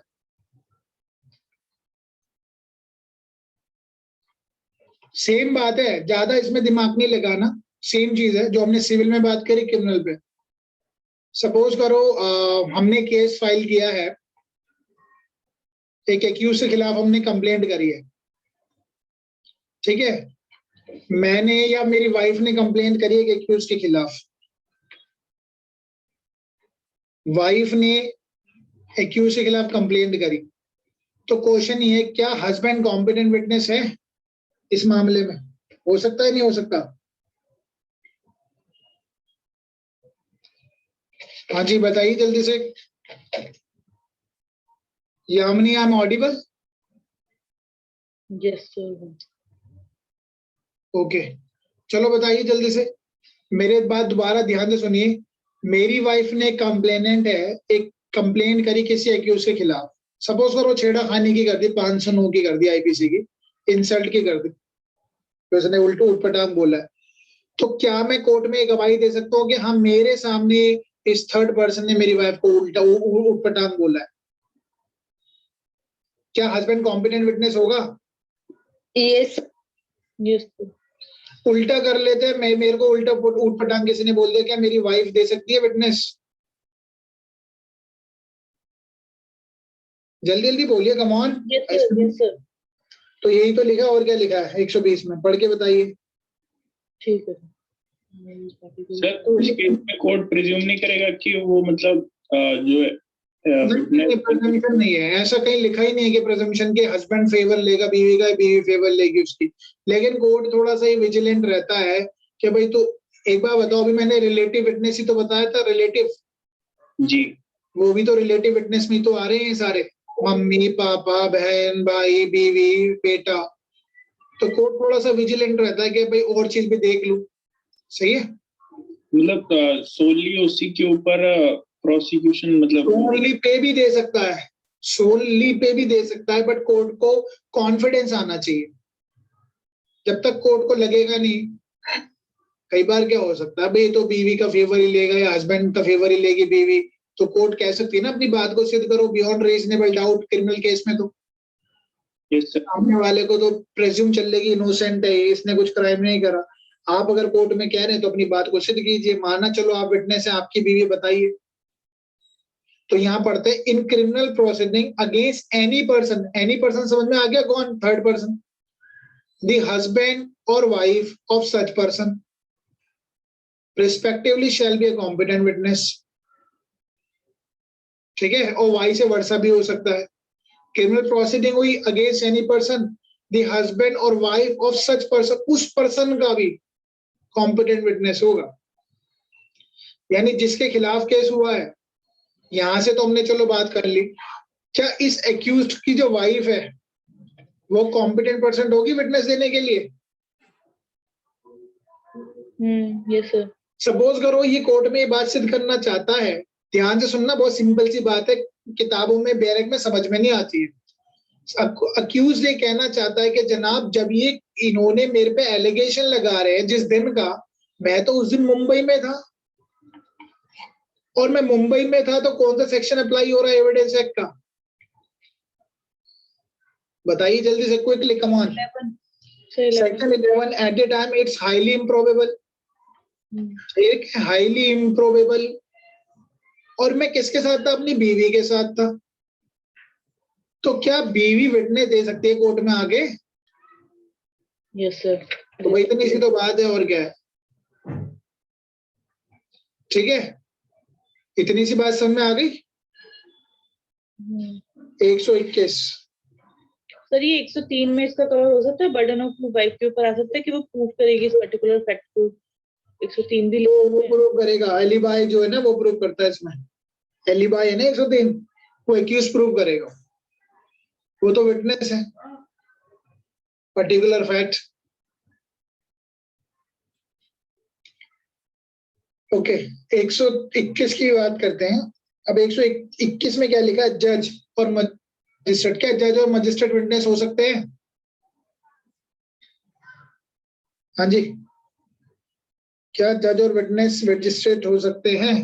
जज और मजिस्ट्रेट जनरली विटनेस नहीं बनाए जाते, एक्सेप्शन है लेकिन इसमें। देखो लिखा क्या है, साफ साफ ही लिख रहा है, मना ही कर रहा है, लेकिन अभी हाँ भी करेगा। नो जज और मजिस्ट्रेट शैल, यहीं से स्टार्ट हो गया, विटनेस नहीं होंगे, कोई जज और मजिस्ट्रेट विटनेस नहीं होगा। लेकिन कब होगा? Except upon a special order. क्या चाहिए होगा?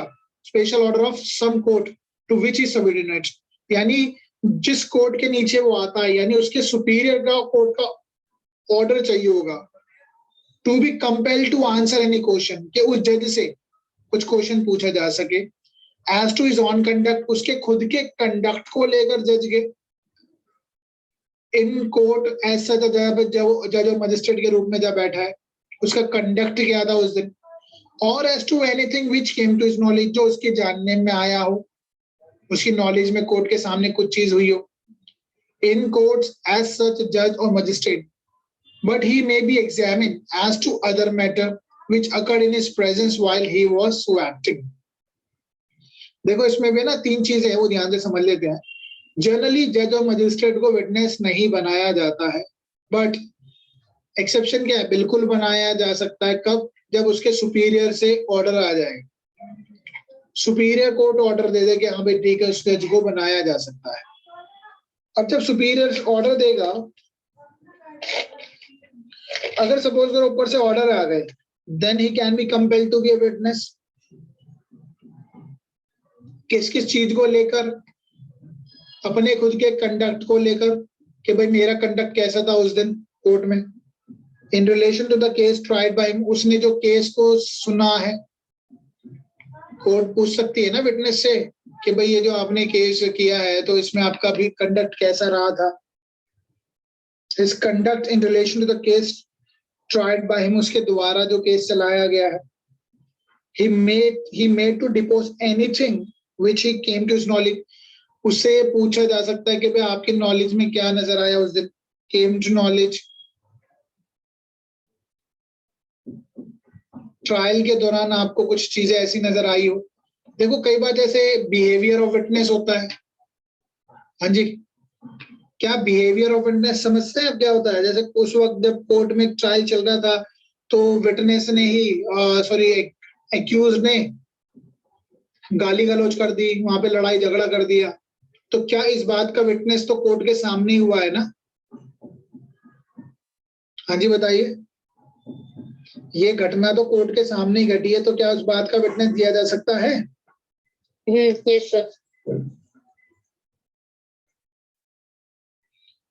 तो तीसरी बात क्या है? he may be examined as to the other matters which occurred in his presence, occurred in his presence, उसके सामने हुए हो, while acting as a judge or magistrate, जब वो जज और मजिस्ट्रेट के रूप में काम कर रहा था तो उसी के सामने हुआ हो. Am I audible to everyone? Yamini? Yes, sir. Yes, sir. Yes, sir. Okay, तो बात समझ आ रही है. तो जज भी विटनेस बनाया जा सकता है, लेकिन ऑर्डर चाहिए होगा सुपीरियर कोर्ट से. हर्षना आवाज आ रही है मेरी? यामिनी, हर्षना, सीमा? Yes, sir. जी सर, आपकी आवाज आ रही है. Yes, sir. Yes, sir. ठीक है, तो उसके कंडक्ट को लेकर, लेकिन सुपीरियर कोर्ट से ऑर्डर आएगा तभी बनाया जाएगा. जनरली वैसे जज को, मजिस्ट्रेट को विटनेस नहीं बनाया जाता, लेकिन कई बार ऐसा हो सकता है कि क्या पता जज के सामने लड़ाई झगड़ा हो गया हो. अब जज तो विटनेस कर रहा है ना उसकी कोर्ट में क्या हुआ. अब इस अधिकार को, ये जज को ऑर्डर नहीं दिया जा सकता कि आप विटनेस बने, बट ऑर्डर सुपीरियर कोर्ट से ऑर्डर आएगा तो बनाया जा सकता है. इसको चाहे तो जज और मजिस्ट्रेट वेव ऑफ भी कर सकते हैं, वेव भी कर सकते हैं. कह सकते हैं कोई बात नहीं, हमें ऑर्डर की जरूरत नहीं, हम खुद विटनेस बन जाएंगे कि हमारे सामने हुआ है, तो वेव ऑफ भी हो सकता है. ठीक है भाई, इतना सही है. हाँ जी. तो यहाँ पे जो कंडक्ट की बात करें, हिज ओन कंडक्ट, की हिज कौन है यहाँ पर? हिज ये जज के लिए यूज हुआ है कि जज के कंडक्ट को लेकर भी पूछा जा सकता है कि भाई आपका कंडक्ट कैसे था उस वक्त. देखो, नो जज और magistrate shall except on the special order the some court to which is subordinate be compelled to answer any question as to his own conduct, as to his own conduct in the court. As such judge और magistrate के रूप में आपने किस तरीके से काम किया था, आपका बिहेवियर क्या था, कंडक्ट क्या था. ठीक है. और देखो कई बार क्या होता है, विटनेस कोर्ट के सामने आते हैं तो विटनेस कई बार क्या होता है, हमने एक चीज पढ़ी होगी, आपने सीआरपीसी में 281 या 280 है डैमनर ऑफ विटनेस. 81. Yes, sir. उसमें क्या है कि विटनेस का क्या बिहेवियर है, तो उसके बारे में भी नोट बना लेता है ना कोर्ट, लिख लेता है कि इसका बिहेवियर ऐसा था, कोर्ट में आगे गाली गलौज कर रहा है, लड़ रहा है, तो कोर्ट से पूछा जा सकता है ना कि उस दिन उसका बिहेवियर कैसा था और उस बात को देखकर आपका कंडक्ट कैसा रहा. तो काफी चीजें इसलिए विटनेस बनाया जा सकता है. ठीक है सर. और आपने एक बात बोला, वेव ऑफ किसके द्वारा होगा? बाय द जज. जज ही कर देगा. कोई बात नहीं, मैं कन्विंस हूँ, मैं ऊपर से ऑर्डर ला. देखो हर बंदा जब विटनेस बनने की बात आती है तो अटपटाता है. ठीक है, आप बन जाओगे विटनेस किसी मामले में, अक्सर इंसान अटपटाएगा ना, मना करेगा. तो लेकिन जब वो खुद ही कह रहा है कि जी मैं विटनेस बनने के लिए रेडी हूँ, तो फिर प्रॉब्लम क्या है? वेव ऑफ कर रहा है वो खुद अपनी इच्छा से, वॉलंटरली विटनेस बन रहा है. On his trial before the court of session says that a deposition was improperly taken by B. B के द्वारा जो डिपोजिशन ली गई है वो गलत ली गई है. मजिस्ट्रेट ने सही तरीके से काम नहीं किया. B cannot be compelled to answer question as to this. Magistrate से क्वेश्चन नहीं पूछा जा सकता कि तुमने काम सही नहीं किया, बताइए. लेकिन आज सुपीरियर ऑर्डर का ऑर्डर आएगा तो जाना पड़ेगा. ए के ऊपर मुकदमा चल रहा है, A on his trial before the court of session में मुकदमा चल रहा है. Say that the deposition was improperly taken by, यानी ऊपर वाली कोर्ट में, कोर्ट ऑफ सेशन में जब ट्रायल चल रहा है तो वो नीचे कह रहा है, ए ये कहता है कि जो डिपोजिशन, ये जो गवाहियां ली गई थी बी के द्वारा, बी कोर्ट में जब गवाही ली वो ढंग से नहीं ली गई थी. यानी बी जो मजिस्ट्रेट था उसका बिहेवियर, उसका कंडक्ट ठीक नहीं था, वो मेरे विटनेस को इग्नोर कर रहा था. ठीक है, यहां समझना इलस्ट्रेशन है. क्या नाम है? अर्चना. बाकी सब लोग भी समझना, इंपॉर्टेंट पॉइंट है. तो यहाँ पर ऊपर के कोर्ट ऑफ सेशन में बात चल रही है ट्रायल के दौरान कि भाई मेरी जो विटनेस ली गई थी मजिस्ट्रेट की कोर्ट में, नीचे वाली कोर्ट में, तो विटनेस को ढंग से नहीं लिया गया, इग्नोर किया गया. तो अब यहाँ पर मजिस्ट्रेट ने अगर इग्नोर करा है तो कंडक्ट का, मजिस्ट्रेट का कंडक्ट क्या था उस दौरान जब विटनेस ली गई थी, तो इस पे क्वेश्चन पूछा जा सकता है, उसको बुलाया जा सकता है एज अ विटनेस. बताइए क्या रहा, आपने ये आप पे कह रहे कि आपका कंडक्ट ठीक नहीं था, तो क्या आपने विटनेस सही से नहीं ली थी? ठीक है, तो कब इसको कंपेल किया जाएगा मजिस्ट्रेट को? जब ऊपर के और कोर्ट के ऑर्डर आएंगे. अब बी क्या कहता है, A is accused before the court of session of having given a false evidence before B a magistrate.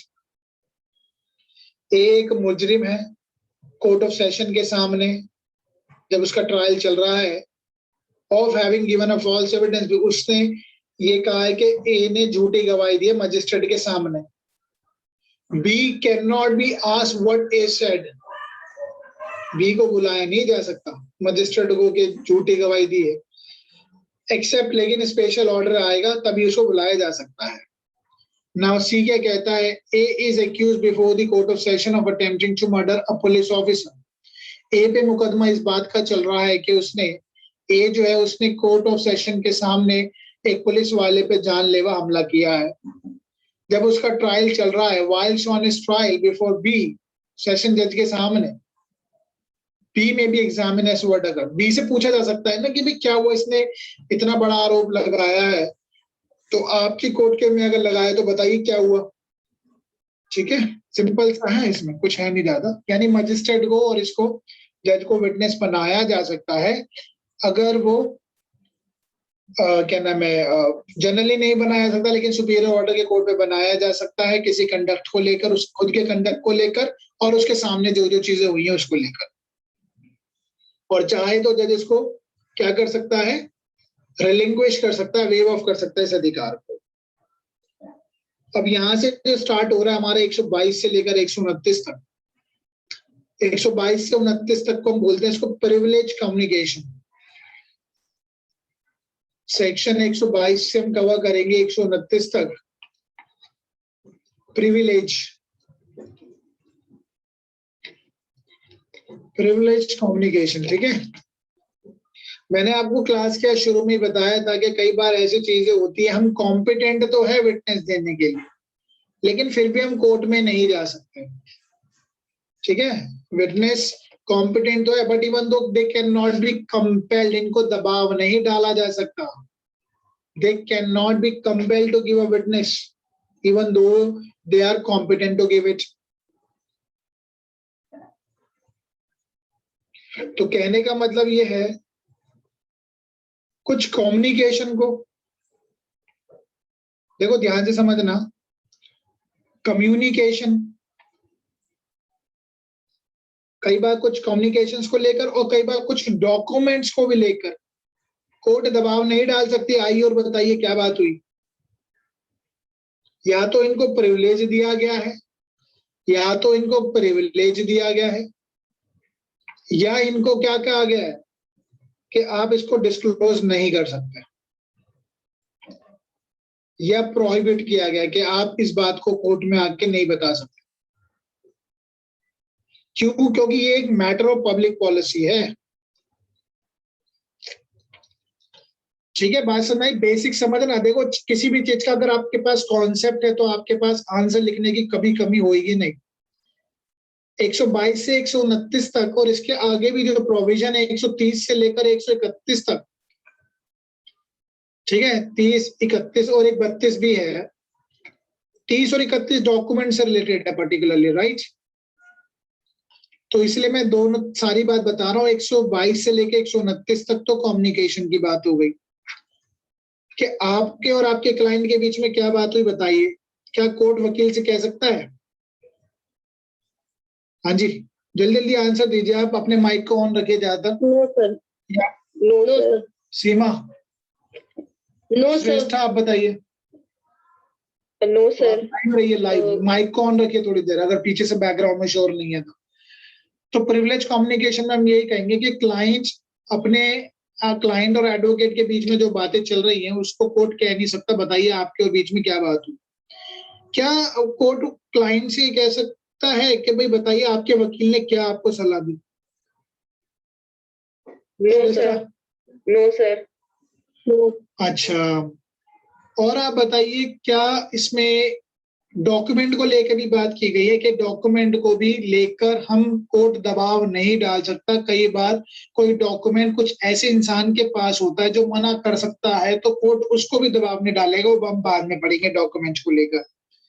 तो प्रिविलेज कम्युनिकेशन में सिर्फ क्लाइंट्स की बात नहीं करेगी, वकील को भी प्रोटेक्शन है कि वकील भी परमिट नहीं है, वकील भी आके कोर्ट में ही नहीं कर सकता कि हाँ मैं अपने क्लाइंट की जो बताई हुई बात है, क्लाइंट ने अगर बात शेयर करी अपने वकील से, कोर्ट में आके बोलने लग जाए, तो मना किया गया है कि वकील भी नहीं आएगा। वकील को 126 में मना किया गया है, नॉट परमिटेड, और 129 में इन दोनों के बीच में क्या बात हुई है। तो दो प्रोविजन तो हम यहाँ पढ़ लेंगे डिटेल।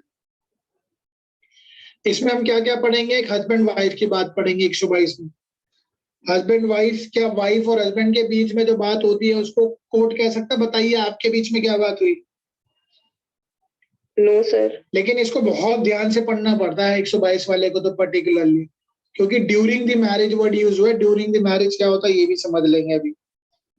ठीक है, 122 हो गया। 123 बहुत इंपॉर्टेंट हो जाता है।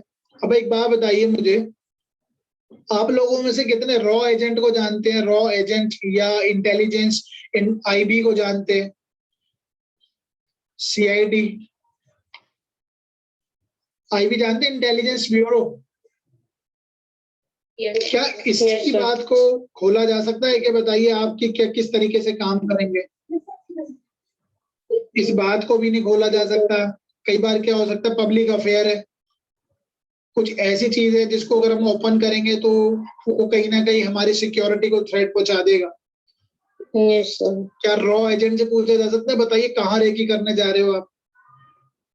आपको पता है इंडिया में तो सब जगह फैले हुए हैं। इंडिया के भी तो एजेंट होंगे पाकिस्तान में जो बैठे हैं, छुपकर बैठे हुए।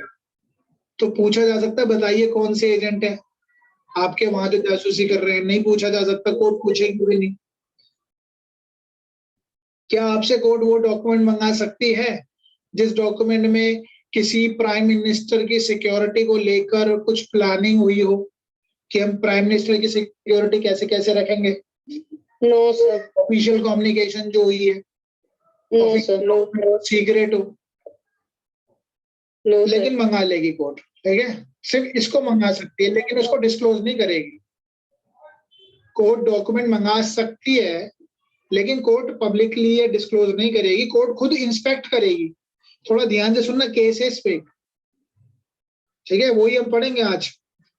एक केस भी है इस पे कि वो डॉक्यूमेंट मंगा सकते हैं, कोर्ट देखेगी, जांच पड़ताल करेगी कि हाँ भैया ये तो बड़ा सीक्रेट डॉक्यूमेंट है, इसको छुपा लो, बंद कर लो। लेकिन अगर सपोज करो अमित शाह या उसकी गवर्नमेंट कहते हैं नहीं हम दिखाएंगे, अरे क्या है इस डॉक्यूमेंट में, देखने तो दो मुझे। समझ रहे हो? क्या कोर्ट से भी बढ़कर है अमित शाह या उसकी गवर्नमेंट या उसकी सीक्रेट एजेंसीज? क्या पता कौन सी अंदर अंदर उन्होंने गलत काम करने की पॉलिसी बना रहे हो, तो कोर्ट तो मंगा सकते हैं कौन सा दस्तावेज है दिखाइए। नहीं मंगा सकती क्या कोर्ट? बताइए। प्रिविलेज कम्युनिकेशन है, डेफिनेटली एविडेंस एक्ट में लिखा है, लेकिन इसका तोड़ भी है। ठीक है, एक टाइम को तो मना कर सकता है वहां का हेड डिपार्टमेंट, योर लॉर्डशिप, के ये हमारा एक ऑफिशियल सीक्रेट डॉक्यूमेंट है, I don't want to disclose it. But court compel करके मंगा लेगा, कोर्ट खुद देखेगा भाई दिखाइए क्या चीज है, ऐसे क्या छुपा रहे हैं। क्या पता कुछ गलत चीज छुपा रहे हो, कुछ क्राइम को छुपा रहे हो। कल को पता चला 2G स्पेक्ट्रम को छुपाने लग जाए वो कि हम अपने डॉक्यूमेंट नहीं दिखाएंगे, सीक्रेट है, तो कोर्ट इंस्पेक्ट तो कर सकती है। पता चला राफेल का भी, रफाइल का, तो इस पे भी ये बात चली कि उन डॉक्यूमेंट्स को लाया जाए, तो वो सीक्रेट कैट के तो बच जाते, लेकिन कोर्ट ने मंगा ले इंस्पेक्ट करने के लिए, दिखाइए क्या ठीक है, तो डॉक्यूमेंट मंगा सकती है कोर्ट। तो ये सारी बातें हम इसमें पढ़ने जा रहे हैं। ओके, तो चलो अभी स्टार्ट करते हैं इसके बारे में। और बाकी अपने माइक को म्यूट कर लीजिए, मुझे रिवर्स वॉइस आ रही है तो थोड़ा डिस्टर्बेंस होता है। तो मैं अभी यहाँ पे लिखना स्टार्ट करूंगा, अच्छा टॉपिक रहेगा।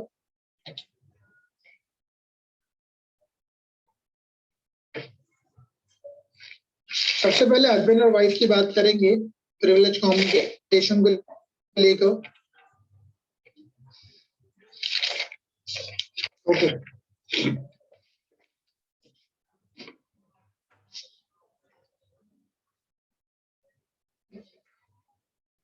प्रिविलेज कम्युनिकेशन में पीसी लिख रहा हूँ इसको शॉर्ट में।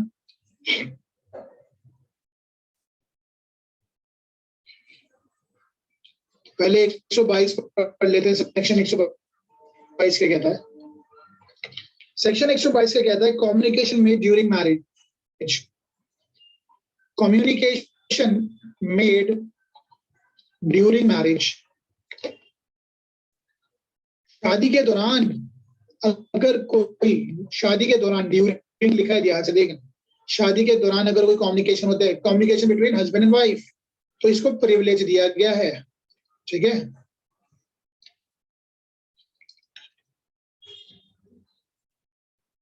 अब पहले बैरक पढ़ लेते हैं, फिर मैं आपको इसको समझाता हूँ। नो पर्सन हु इज, जो है या रहा हो, हैज बीन, है का मतलब प्रेजेंट, रहा होगा पहले, क्या पता पास में, शादी हुई होगी उनकी। शैल बी कंपेल, दबाव नहीं डाला जाएगा, to disclose any communication made to him during any marriage by any person to whom he or she has been married, जिससे उसकी शादी हुई हो, ठीक है। दबाव नहीं डाला जाएगा। nor shall be permitted to disclose any such communication, ना ही उनको डिस्क्लोज करने के लिए, ना ही दबाव डाला जाएगा, ना ही परमिट है। unless the person who made it, जिसने वो कहा है, या उसका कोई रिप्रेजेंटेटिव वो इंटरेस्ट में हो, कंसेंट दे दे तो एक्सेप्शन हम बाद में पढ़ेंगे, पहले बेसिक बात पढ़ लेते हैं। अगर कंसेंट देता तो दे सकता है, accept in the suit between married person or proceeding in which one married person is prosecuted for any crime committed against the other. देखो पहले हम पढ़ेंगे हमेशा बेसिक बात, उसके बाद हम उसके एक्सेप्शंस पढ़ते हैं। तो सबसे पहली सिंपल सी बात की गई है कि कोई भी शादी के दौरान हस्बैंड अपनी वाइफ से, वाइफ अपने हस्बैंड से जो भी बात कहती है, कोर्ट को उससे कोई मतलब नहीं, कोर्ट को कोई लेना देना नहीं आपके और आपके हस्बैंड के बीच में क्या बात हुई। और एक चीज और समझेंगे, यहाँ वर्ड क्या लिखा है, कम्युनिकेशन लिखा है। कम्युनिकेशन का मतलब communication only, not the conduct. Conduct पे भी मैं बात करूंगा, पहले तो इसको बेसिक भाषा में हम समझ लेते हैं। हस्बैंड और वाइफ के बीच में शादी के दौरान, वर्ड क्या लिखा है या ड्यूरिंग, ड्यूरिंग बड़ा लिख रहा हूँ, इसी का यूज है बस। शादी के दौरान, during the subsistence of marriage, जब तक शादी चल रही है तब तक। शादी से पहले, शादी के दौरान, शादी के बाद।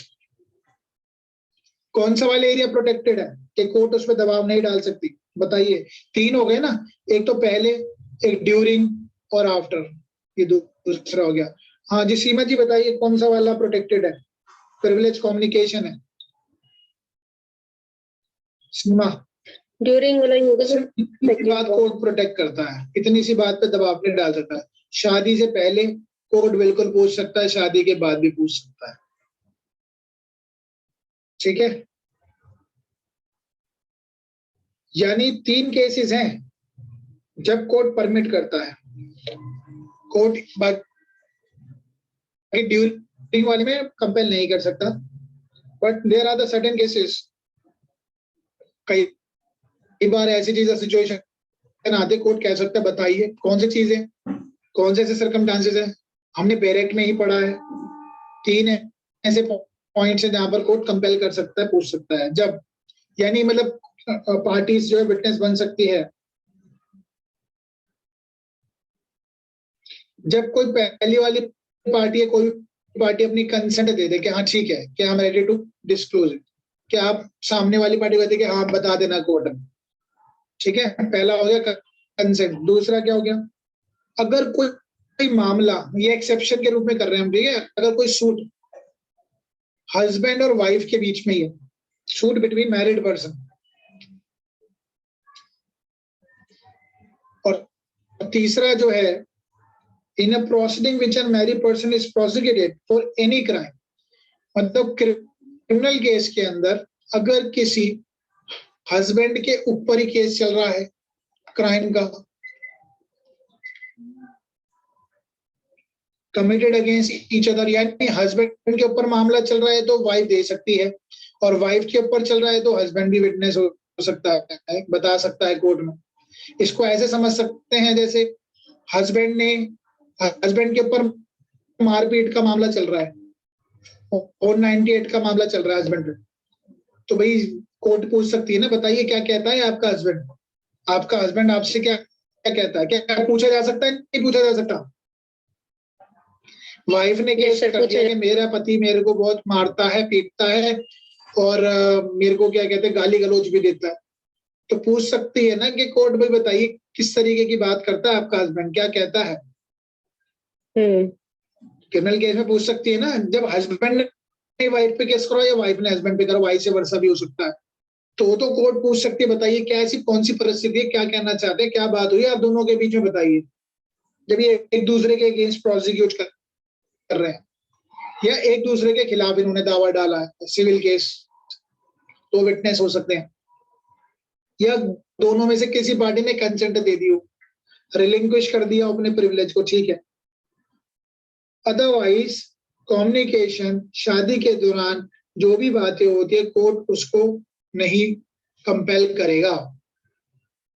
अब एक बात बताइए,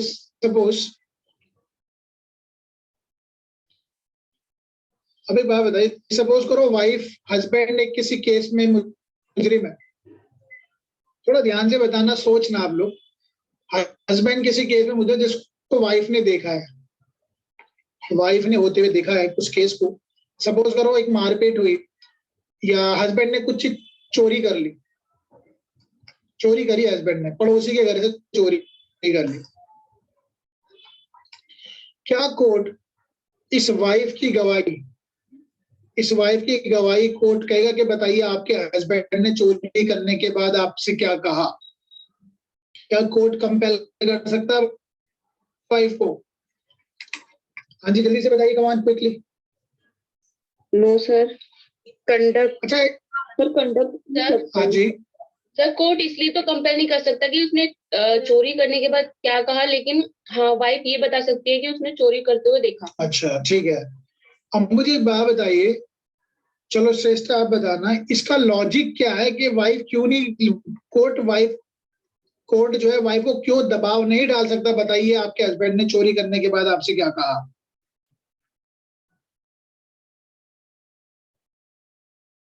बाकी लोग भी बताइए, क्यों नहीं कहता कोर्ट, दबाव क्यों नहीं डाल रहा कि बताइए आपके पति ने आपसे क्या कहा चोरी करने के बाद?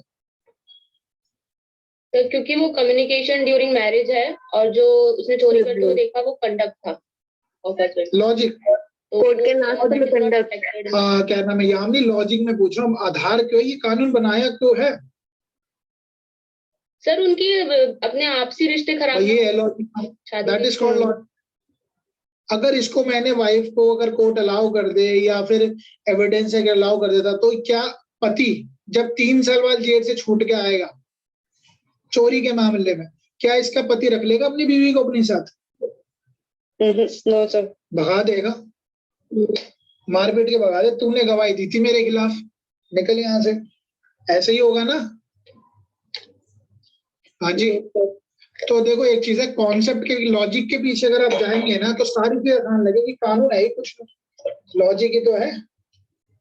या रख लेगा वो कोई इंसान है कि उसकी बीवी ने गवाही दे दी कि इसने ही चुराया था, अब मैंने इसको चोरी करते हुए देखा और इसने मेरे से आगे ये कहा कि मैं चोरी का सामान लेके आया हूँ, दूसरे के घर से लूट के आया हूँ, तेरे को मैं उपहार दे रहा हूँ, छूट के आ जाएगा ना ये जेल से, तो बीवी को रख लेगा। एक तो तेरे लिए मैं गिफ्ट लाया और तूने मेरे खिलाफ ही गवाही दे दी।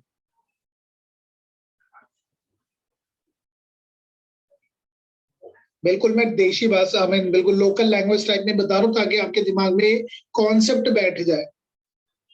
तो इसलिए it would be against the public policy, क्योंकि लॉ में इसलिए वाइफ को या हस्बैंड को वाइफ के खिलाफ या वाइफ को हस्बैंड के खिलाफ गवाही देने से मना किया गया है शादी के दौरान, क्योंकि ड्यूरिंग द मैरिज लिखा है, शादी टूट जाएगी, शादी कहाँ चल पाएगी अगर एक दूसरे के खिलाफ गवाही देंगे तो इसलिए वर्ड क्या यूज किया, ड्यूरिंग द मैरिज। पेपर में क्वेश्चन आता ही है, एमसीक्यू में और मेन से भी आ सकता है, ठीक है। तो कहने का मतलब क्या है, during the marriage he protection है, बस ये ध्यान रखना, ड्यूरिंग मैरिज ओनली। शादी से पहले, हाँ जी, बिफोर मैरिज अगर कुछ बात हुई हो या आफ्टर मैरिज, ये प्रोटेक्टेड नहीं है। हाँ जी, ध्यान से सुनना, ये भी ध्यान से सुनना जो मैं भी बात कह रहा हूँ। शादी से पहले कुछ बात हुई हो, हस्बैंड वाइफ तो होते नहीं शादी से पहले, लेकिन शादी के बाद शादी के बाद अगर कम्युनिकेशन कब हुई है ये मैटर करता है कि कम्युनिकेशन बात कब हुई थी।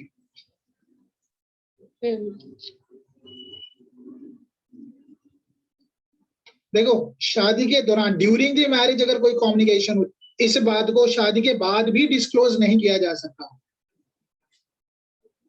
ध्यान से सुन लेने वाली बात, शादी के दौरान जैसे सपोज करो ए और बी की शादी हुई 1 जनवरी 2020 को, शादी चली 1 जनवरी 2021 तक।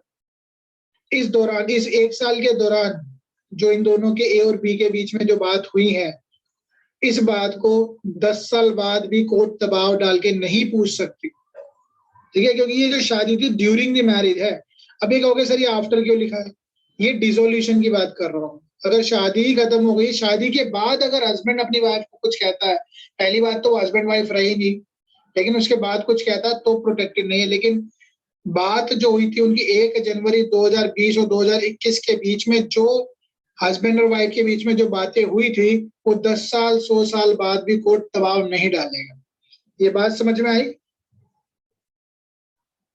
सर ये समझ में तो आ गया, लेकिन तो प्रोटेक्शन देने के पीछे लॉजिक क्या है? अब तो वो हस्बैंड वाइफ भी नहीं रहते। देखो यही लॉजिक है इसका कि हमें पुरानी बातों को भी प्रोटेक्ट करके रखा जाए, क्योंकि जब वो, देखो वैसे तो मेरे को ये बताना नहीं चाहिए, स्टॉपल की तरह काम कर रहा है। जब तो हमने तुम्हें रोक दिया जब शादी थी, अब आप शादी टूट गई तो उसका फायदा उठा रहे हो उसको फंसाने में, ठीक है? लॉजिक समझ में आ रहा है या नहीं? सर इसके पीछे ये लॉजिक हो सकता है कि कहीं इस चीज के लिए सपोज वाइफ डाइवोर्स ना ले ले उससे, और फिर बाद में क्या पता ब्लैकमेलिंग करना स्टार्ट कर दे। हाँ डाइवोर्स, यही ब्लैकमेलिंग कर दे कि मैं तेरी बात कोर्ट में बता दूंगी, ठीक है? तो इसलिए प्रोटेक्शन है, वो through out the life protection रहेगी। शादी के दौरान जो बातें इनकी कॉन्फिडेंशियल बातें थी। चलो आगे चलते हैं। ठीक है। हाँ जी सर आंसर में ये लिख सकते हैं कि can be work as an estoppel against the party. नहीं लिखना, इसलिए मैं बोल नहीं रहा था, क्योंकि स्टॉपर सिविल केस में अप्लाई होता है। मैं बोलना नहीं चाहता, लेकिन समझाने के लिए कई बार बताना पड़ता है ना, रोका जाएगा उसको, क्योंकि अगेंस्ट दी पब्लिक पॉलिसी लिख देना, अदरवाइज जो वाइफ हो या हस्बैंड हो उसको ब्लैकमेल करने लग जाएगा कि तेरी बात मैं कोर्ट में जाके बताती हूँ, अब तो तू मेरा पति है नहीं ना, तू मेरी वाइफ है।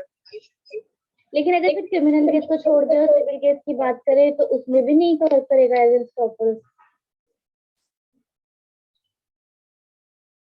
देखो शादी के दौरान जो बातें हुई है ना, वो डिस्क्लोज नहीं की जा सकती। अब स्टॉपर वगैरह मत लिखो उसके बारे में, अदरवाइज कंफ्यूजन बढ़ेगा। मैं कह रहा हूँ सीधी चीजें पकड़ो बिल्कुल, ठीक है? अब इसके कुछ एक्सेप्शंस भी हैं और कुछ केस लॉज भी हैं, इसको हटा रहा हूं मैं।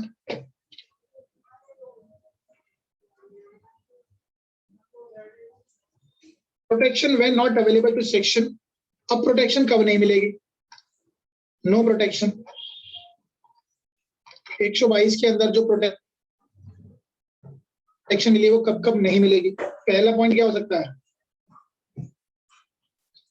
एक्ट जो किया है वो apart from communication, apart from communication. अच्छा 120 के 122 के अंदर क्या प्रोटेक्टेड है? कम्युनिकेशन प्रोटेक्टेड है। ध्यान देना, वर्ड्स पे ध्यान देना, वर्ड्स का खेल है। कम्युनिकेशन प्रोटेक्टेड है, ना कि एक्ट और कंडक्ट। आप अपने माइक को एक बार थोड़ा सा म्यूट कर लीजिए, मुझे वापस आ रही है आवाज, it's creating disturbance some time. तो एक्ट और कंडक्ट जो है that is not protected under section 122।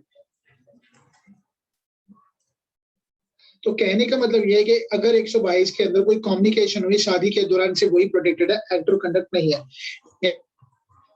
यानी हस्बैंड हो या वाइफ हो, दे कैन बी टेस्टिफाइड, उनसे ये पूछा जा सकता है, testified, they can B testified what उसके हस्बैंड ने उस दिन क्या किया, what her husband did on that occasion, on certain, या उस परिस्थिति में उसके हस्बैंड ने क्या किया।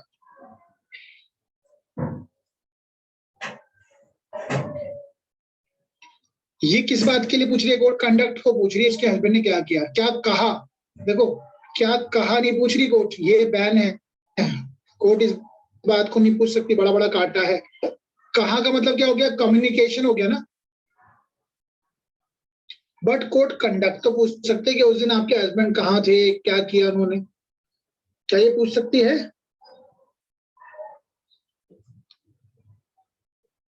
Act apart from communication. तो पहली बात यहाँ पे कम्युनिकेशन को बैन किया गया कि कम्युनिकेशन डिस्क्लोज नहीं की जा सकती। बट कोई एक्ट और कंडक्ट पे क्वेश्चन कोर्ट पूछ सकता है वाइफ से या हस्बैंड से कि उस दिन आपके हस्बैंड कहाँ थे बताइए। ठीक है, क्या कहा वो नहीं पूछेगी कोर्ट, लेकिन ये पूछ सकती है आपके हस्बैंड का कंडक्ट क्या था, व्यवहार क्या था उस दिन। तो इसलिए कोर्ट तो क्वेश्चन पूछ सकती है उस बिहाफ पे। अब एक केस है राम भरोसे,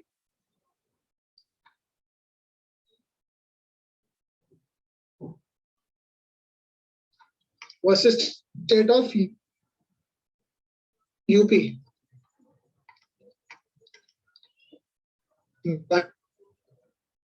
1954। ये विजिबल है आपको?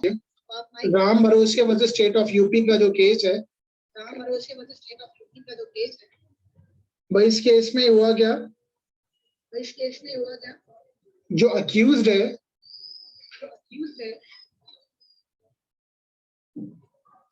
एक्यूज पे मर्डर का ट्रायल चल रहा है। बस आई वुड से कि किसी की तरफ से भाई इको आ रही है, या अम्मी अर्चना आप उसको म्यूट कर लीजिए, कोई बात नहीं, एक बच्चा आंसर दे सकता है। तो accused in trial of murdering, उसके पर अपनी वाइफ का, अपने ही नेबर का मर्डर का चार्ज लगा है और ट्रायल चल रहा है। ठीक है, और रॉबरी का भी, मर्डर का एंड रॉबरी का ट्रायल चला है। और इस दौरान जब उसका ट्रायल चल रहा है, केस में हुआ क्या था कि इसने, ये जो एक्यूज है, अपने नेबर के घर में जाता है और वहां से एक नेकलेस जो है वो लेकर आता है, ज्वेलरी लेके आता है वहां से लूट करके, और अपनी वाइफ को देता है, अपनी वाइफ को प्रेजेंट करता है। अब कोर्ट में जब इस ट्रायल के दौरान, अब क्या क्वेश्चन ये है कि क्या वाइफ से पूछा जा सकता है कि आपके हस्बैंड ने उस दिन आपसे क्या कहा, या वाइफ से ये पूछा जा सकता है कि आपके हस्बैंड ने का कंडक्ट क्या था।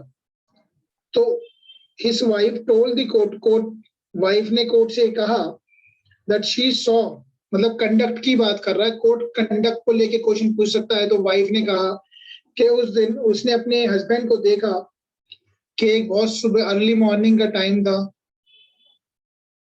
ठीक है, अर्ली मॉर्निंग का टाइम था, और उसका हस्बैंड जो है वो पीछे से कमिंग डाउन द रूफ, नीचे, छत की तरफ से नीचे उतरता हुआ आया, छत से नीचे उतरता हुआ आया, और he then went to inside the fodder store, और वो फूडर जहां पे चारा रखा था वहां पर जाता है, और वहां पर चारा जहां रखा था वहां पे जाता है, नहाता है, बात करता है, और उसके बाद वही कपड़े पहनकर वापस आ जाता है उसके पास, वाइफ के पास। और वाइफ के पास आकर उसको क्या देता है, वो वही ज्वेलरी देता है जो वो लूट के लाया है पड़ोसी से।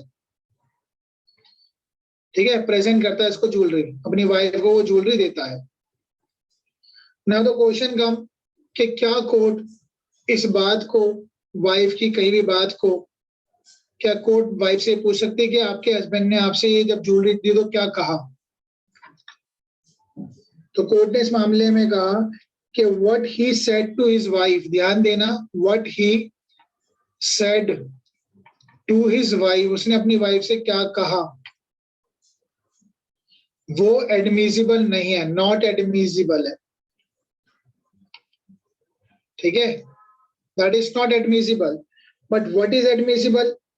The court can testify, court इस बात को टेस्टिफाई कर सकती है कि उस दिन उसके हस्बैंड का कंडक्ट क्या था।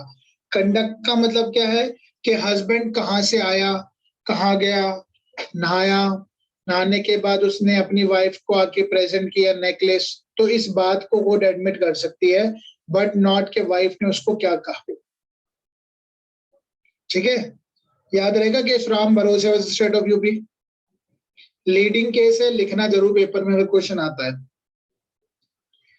सेकेंड एक्सेप्शन है जहां पे ये प्रोटेक्शन अवेलेबल नहीं है, ना ही हस्बैंड ना ही वाइफ को, जब दोनों में से पार्टी ने वेव ऑफ कर दिया है, उस अपने प्रिविलेज को, अपने विशेष अधिकार को वेव ऑफ कर दिया है।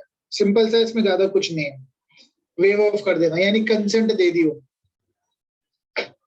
थर्ड क्या हो सकता है, मैंने आपको बताया अगर कोई सूट है, कोई दावा है या क्रिमिनल प्रोसीडिंग है बिटवीन किनके बीच में है, टू स्पाउसेस, यानी स्पाउस के बीच में, यानी हस्बैंड ने वाइफ पे केस कर रखा है या वाइफ ने हस्बैंड पे,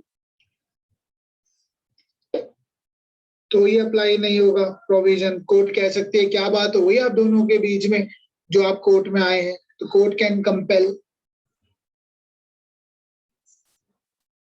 या कोई कम्युनिकेशन जो हुई है वो किससे रिलेटेड है, शादी से पहले हुई हो, बिफोर और आफ्टर डिसोल्यूशन ऑफ मैरिज लिखूंगा मैं, ठीक है, पूरा लिखना सेंटेंस, ठीक है। आफ्टर मैरिज तो प्रोटेक्शन होती है, लेकिन आफ्टर डिसोल्यूशन ऑफ मैरिज जो कम्युनिकेशन हुई थी during the marriage, communication made during the marriage, उसको डिस्क्लोज नहीं किया जा सकता, उसको डिस्क्लोज नहीं किया जा सकता। ध्यान रखना, कम्युनिकेशन में ड्यूरिंग द मैरिज को डिस्क्लोज नहीं किया जा सकता, लेकिन शादी टूट गई, खत्म हो गई, जब हस्बैंड वाइफ नहीं रहे तब तो किया जा सकता है। जो बाद में हस्बैंड अगर कुछ कहता है अपनी बीवी को डिवोर्स के बाद,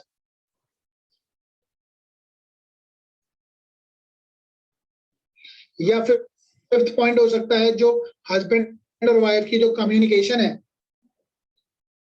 that can be proved by the third party, तीसरी पार्टी से कर सकती है उस बात को, that can be proved by the third party. अगर तीसरी पार्टी ने उनकी बात ओवरहर्ड, सुन ली हो,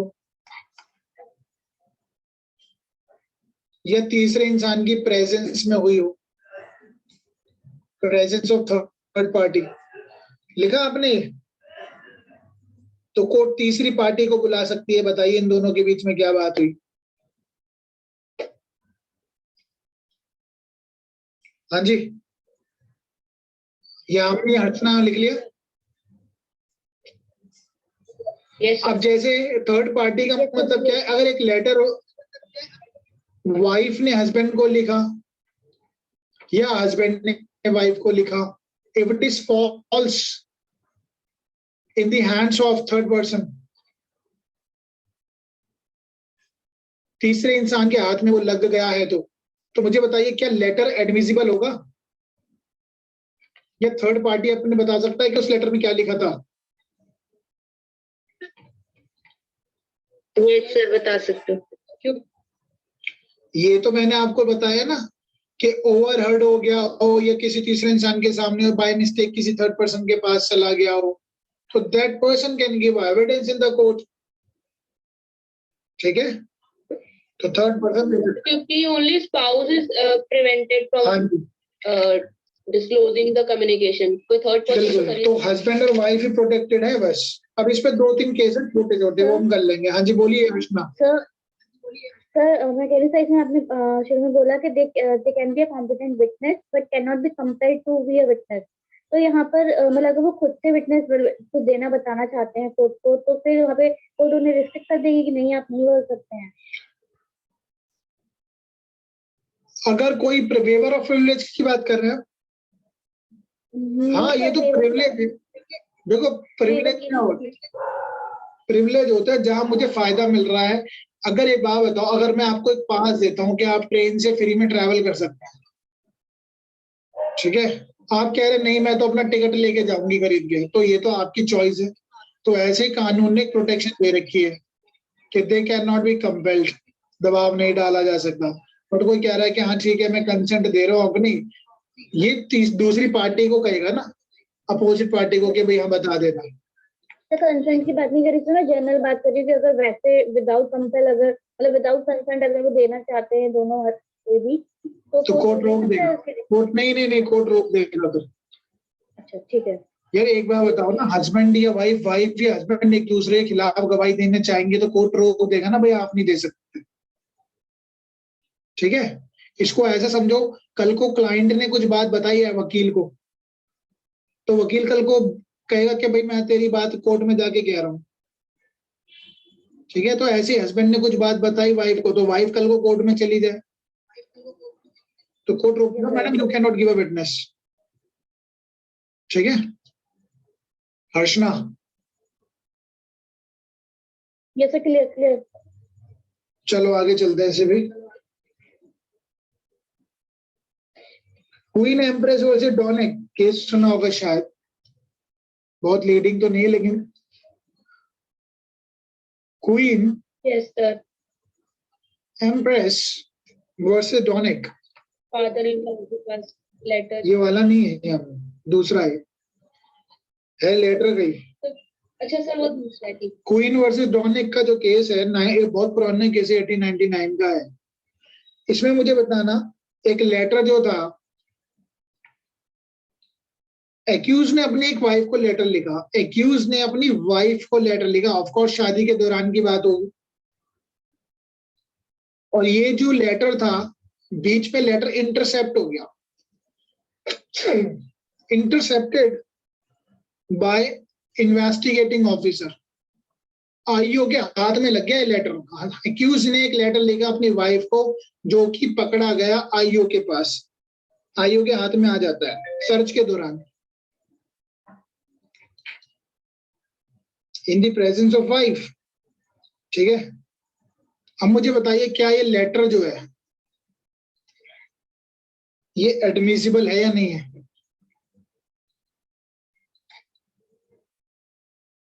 कोर्ट ने इस केस में कहा ये एडमिसिबल है क्योंकि थर्ड पर्सन के हाथ में लगा लेटर। ठीक है, एडमिसिबल है। ठीक है, आगे चलते एक केस और, ये इंपॉर्टेंट केस है, इंपॉर्टेंट लीडिंग रहा ये case, MC Varghese. MC Varghese versus TJ Punnan, TJ Punnan. ठीक है, 1970 का केस। मैंने आपको बताया था, अगर हस्बैंड ने एक लेटर लिखा वाइफ को, हस्बैंड ने एक वाइफ को लेटर लिखा जिसके अंदर एक डिफेमेटरी मैटर था। डिफेमेटरी मैटर था, किसको लेकर था डिफेमेटरी मैटर? डिफेमेटरी इम्पिटेशन था, मतलब कुछ आरोप लगाए गए थे। इम्प्यूटेशन किसको लेकर? डिफेमेटरी मैटर था अबाउट दी वाइफ्स फादर। और ये लेटर जो था फादर के पास पहुंच गया। ठीक है, वाइफ ने क्या करा, फादर को लेटर दे दिया कि ऐसा ऐसा उसने कहा है आपके बारे में। और इसके चलते फादर इन लॉ ने क्या करा, मुकदमा डाल दिया हस्बैंड पे, सूट फाइल कर दिया on the basis of this letter. मुकदमा डाल दिया किस पे? दामाद पे। अब आप मुझे बताइए, क्या ये प्रिविलेज कम्युनिकेशन में आएगा या नहीं आएगा? सर ड्यूरिंग मैरिज है तो आएगा। नहीं सर। तो पहली बात तो केरला हाईकोर्ट जो थी, केरला हाईकोर्ट ने पहले रिजेक्ट कर दिया कि नहीं, इट इज प्रोटेक्टेड अंडर क्या नाम है 112 के अंदर, हस्बैंड और वाइफ के बीच में जो बात थी ये प्रोटेक्टेड है, इसलिए इसको केरला हाईकोर्ट ने तो रिजेक्ट कर दिया कि हम इस पे यहाँ पे केस नहीं कर सकते। लेकिन मैटर पहुंच गया सुप्रीम कोर्ट। जब सुप्रीम कोर्ट ने कहा जो प्रिविलेज कम्युनिकेशन है वो प्रोटेक्टेड है अंडर 112 ड्यूरिंग द मैरिज, शादी के दौरान लेटर लिखे गए हैं तो वो प्रोटेक्टेड है। ठीक है, प्रोटेक्टेड कौन सा? During the marriage. और इसलिए सुप्रीम कोर्ट ने केरला हाई कोर्ट की बात को रिजेक्ट कर दिया, ओवररूल्ड कर दिया, ओवररूल्ड। ठीक है, जजमेंट ऑफ केरला। अब सुप्रीम कोर्ट ने क्या क्या कहा ओवररूल्ड तो सुप्रीम कोर्ट ने ये कहा कि ड्यूरिंग द मैरिज होता है और इसलिए रिजेक्ट कर दिया कि नहीं प्रोटेक्शन मिलेगी। हाँ जी श्रवण बोलिए। सर सुप्रीम कोर्ट ने क्या हेल्ड किया कि जो लेटर है वो प्रोटेक्टेड है? जो लेटर है वो बेसिकली प्रोटेक्शन में नहीं आएगा। सुप्रीम कोर्ट ने रिजेक्ट कर दिया ना। केरला हाई कोर्ट ने तो पहले प्रोटेक्शन दे दी थी कि भाई तो प्रिविलेज कम्युनिकेशन है, हस्बैंड वाइफ के बीच की बात है, लेकिन सुप्रीम कोर्ट ने मना कर दिया कि भाई ये प्रोटेक्शन कहाँ है। पहली बात तो ड्यूरिंग द मैरिज होना चाहिए था, ड्यूरिंग द मैरिज है नहीं। क्यों? क्योंकि हुआ क्या, श्रवण माइक म्यूट कर लीजिए अपना। Shravan mute your mic. Supreme Court ने क्या क्या बातें कही? सुप्रीम कोर्ट ने पहली बात कही जो प्रोटेक्शन है वो ड्यूरिंग द मैरिज है। ड्यूरिंग मैरिज को डीएम लिख रहा हूं मैं, नॉट बिफोर और आफ्टर। जो प्रोटेक्शन है ना ही पहले और आफ्टर नहीं दी गई है, नॉट बिफोर और आफ्टर।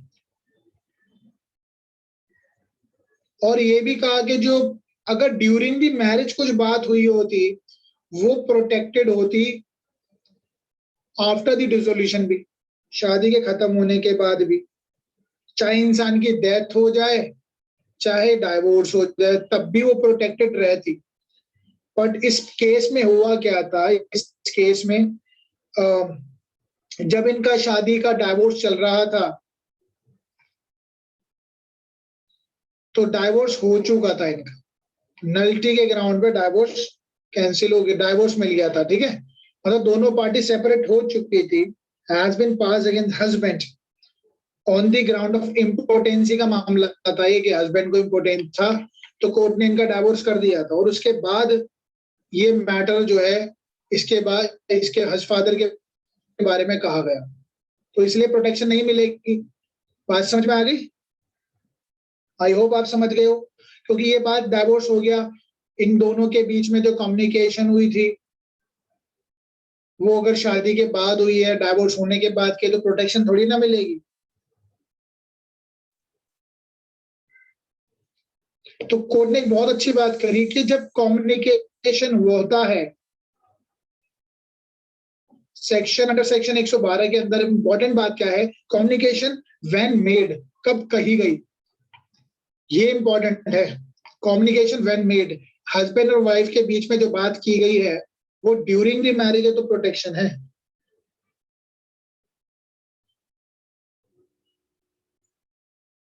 ठीक है,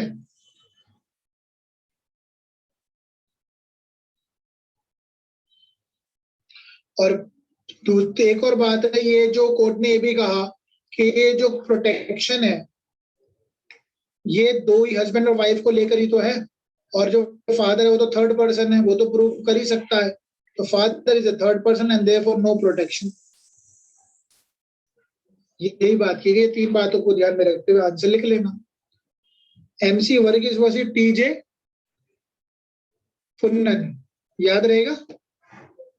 हाँ जी अर्चना श्रेष्ठा, जल्दी से क्विकली बताइए, यस और no, come on, let's proceed further then. Yes sir. Okay, तो ये थर्ड वाला पॉइंट एक बार मैंने भी आपको जो लिखाए थे डिस्क्रिप्शन उसमें लिखा था ना कि थर्ड पर्सन ओवरहर्ड सुन ले या गलती से उसके पास लेटर पहुंच जाए, इंटरसेप्ट हो जाए, तो फादर के पास पहुंच गया, फादर तो थर्ड पर्सन है, थर्ड पर्सन प्रूव कर रहा है ना कोर्ट में आगे, हस्बैंड और वाइफ तो नहीं कर रहे।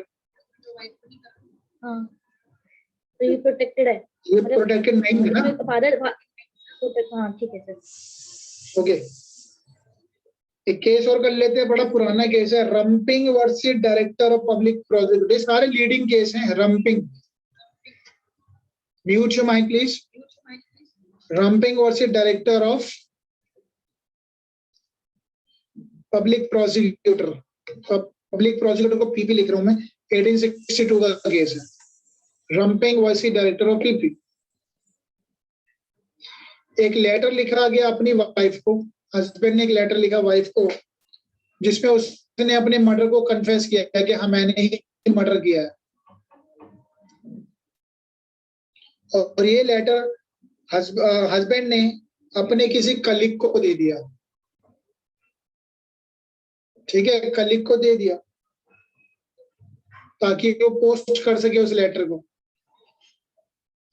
अब जब पोस्टिंग की बात आई तो वो लेटर जो है, वो लेटर उसने अपना किसको दे दिया, कलीग ने वो लेटर कैप्टन को दे दिया, कैप्टन ऑफ शिप।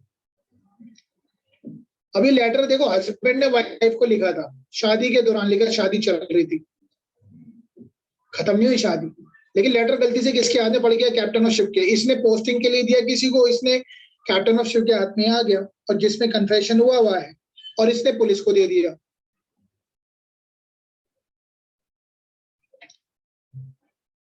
अब आप मुझे बताइए, क्या हस्बैंड ये कह सकता है कि ये लेटर तो मैंने अपनी वाइफ को लिखा था और ये कम्युनिकेशन जो है प्रोटेक्टेड है, मुझे छोड़ दिया जाए, नो सर, मेरे लेटर को एडमिसिबल नहीं माना जाए?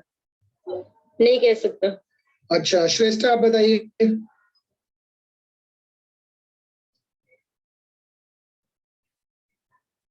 सर जल्दी से शायद बताइए, नहीं कम ऑन किया quickly। जाना चाहिए। वैसे आप आंसर देख चुके हैं सीमा, तो ये सर। है, लेटर तो अपने आप में एडमिसिबल है ही। अगर गवाही लेने की बात आए तो गवाही जो है कैप्टन की भी ली जा सकती है, और जितने भी क्रू मेंबर थे जो उस लेटर को पढ़े और जिन्होंने देखा सुना तो चलो हेयर से हो गया, लेकिन जिन्होंने पढ़ा देखा वो भी एविडेंस दे सकते हैं। लेकिन क्या वाइफ दे सकती है? वाइफ नहीं दे सकती। आप वाइफ को दबाव नहीं डालेगा, तो कोर्ट ने बुलाया ही नहीं वाइफ को, ठीक है, तब भी कोर्ट ने इसमें सजा दे दी गई। Is that clear? Yes sir, बताइए, come on quickly, tell me fast. Yes sir, clear. तो आज की क्लास यहीं खत्म करते हैं, क्योंकि 8:10 हो गए, 8:15 हो गए, ऑलमोस्ट 3 घंटे हो जाएंगे। बाकी तो थोड़ा सा हमने इधर उधर की बातें भी करी थी। मैं सोचा था ये टॉपिक खत्म हो जाएगा, लेकिन ये बड़ा टॉपिक था थोड़ा, और अच्छा टॉपिक भी है, समझ में आना चाहिए, कॉन्सेप्ट क्लियर होना चाहिए, ठीक है। तो एक बात बताओ, हस्बैंड वाइफ के खिलाफ गवाही दे सकती है क्या? जल्दी से, कम ऑन, रैप अप करनी क्लास। हाँ जी बताइए Yamini. No sir, during marriage नहीं। सर यस भी, नो भी। अगर नहीं। कम्युनिकेशन ड्यूरिंग मैरिज वाले केसेस में नहीं दे सकती, इवन आफ्टर डाइवोर्स। हाँ जी, और ये सर अगर दोनों के बीच में ही, लेकिन अगर कोई केस है या फिर सूट है तब दे सकते हैं। ओके। सूट प्रोसीडिंग्स में। क्रिमिनल केस में यस सर, दे सकते हैं। जब दोनों ने एक दूसरे के खिलाफ क्रिमिनल केस कर रखा अगेंस्ट ईच अदर। अच्छा, यस सर। क्या वाइफ मेरी विटनेस हो सकती है, मैं तीसरे इंसान पे केस कर रहा हूँ तो? यस सर, हो सकते हैं। और क्रिमिनल की, एक्यूज्ड की वाइफ विटनेस हो सकती है क्या?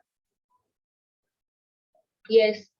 हाँ जी। सर, 120। क्या क्वेश्चन? एक्यूज्ड जो मुजरिम की वाइफ विटनेस हो सकती है? यस सर, यस सर, हो सकते हैं। बिल्कुल हो सकती है, रिलेटेड हो सकती है। खत्म आज का लेक्चर। अब एक काम करना, 123 से ऑनवर्ड में पढ़ूंगा, बेरक पढ़ के आना, कम से कम 133 तक पढ़ के आना, ठीक है। और एट द सेम टाइम आज के क्वेश्चन आज ही हो जाने चाहिए, एविडेंस के जो मैंने आपको भेज रखे हैं, रिलेटिंग विद यही जो टॉपिक है आज कर लेना, बाद में समझा दूंगा और डिटेल में ना। समझ तो लिया है, बस वो सॉल्व करने आपको 2 मिनट लगेंगे अब तो। ओके सर, चलो फिर, ओके, मिलते हैं कल। Bye everyone. Thank you sir, take care. Bye sir.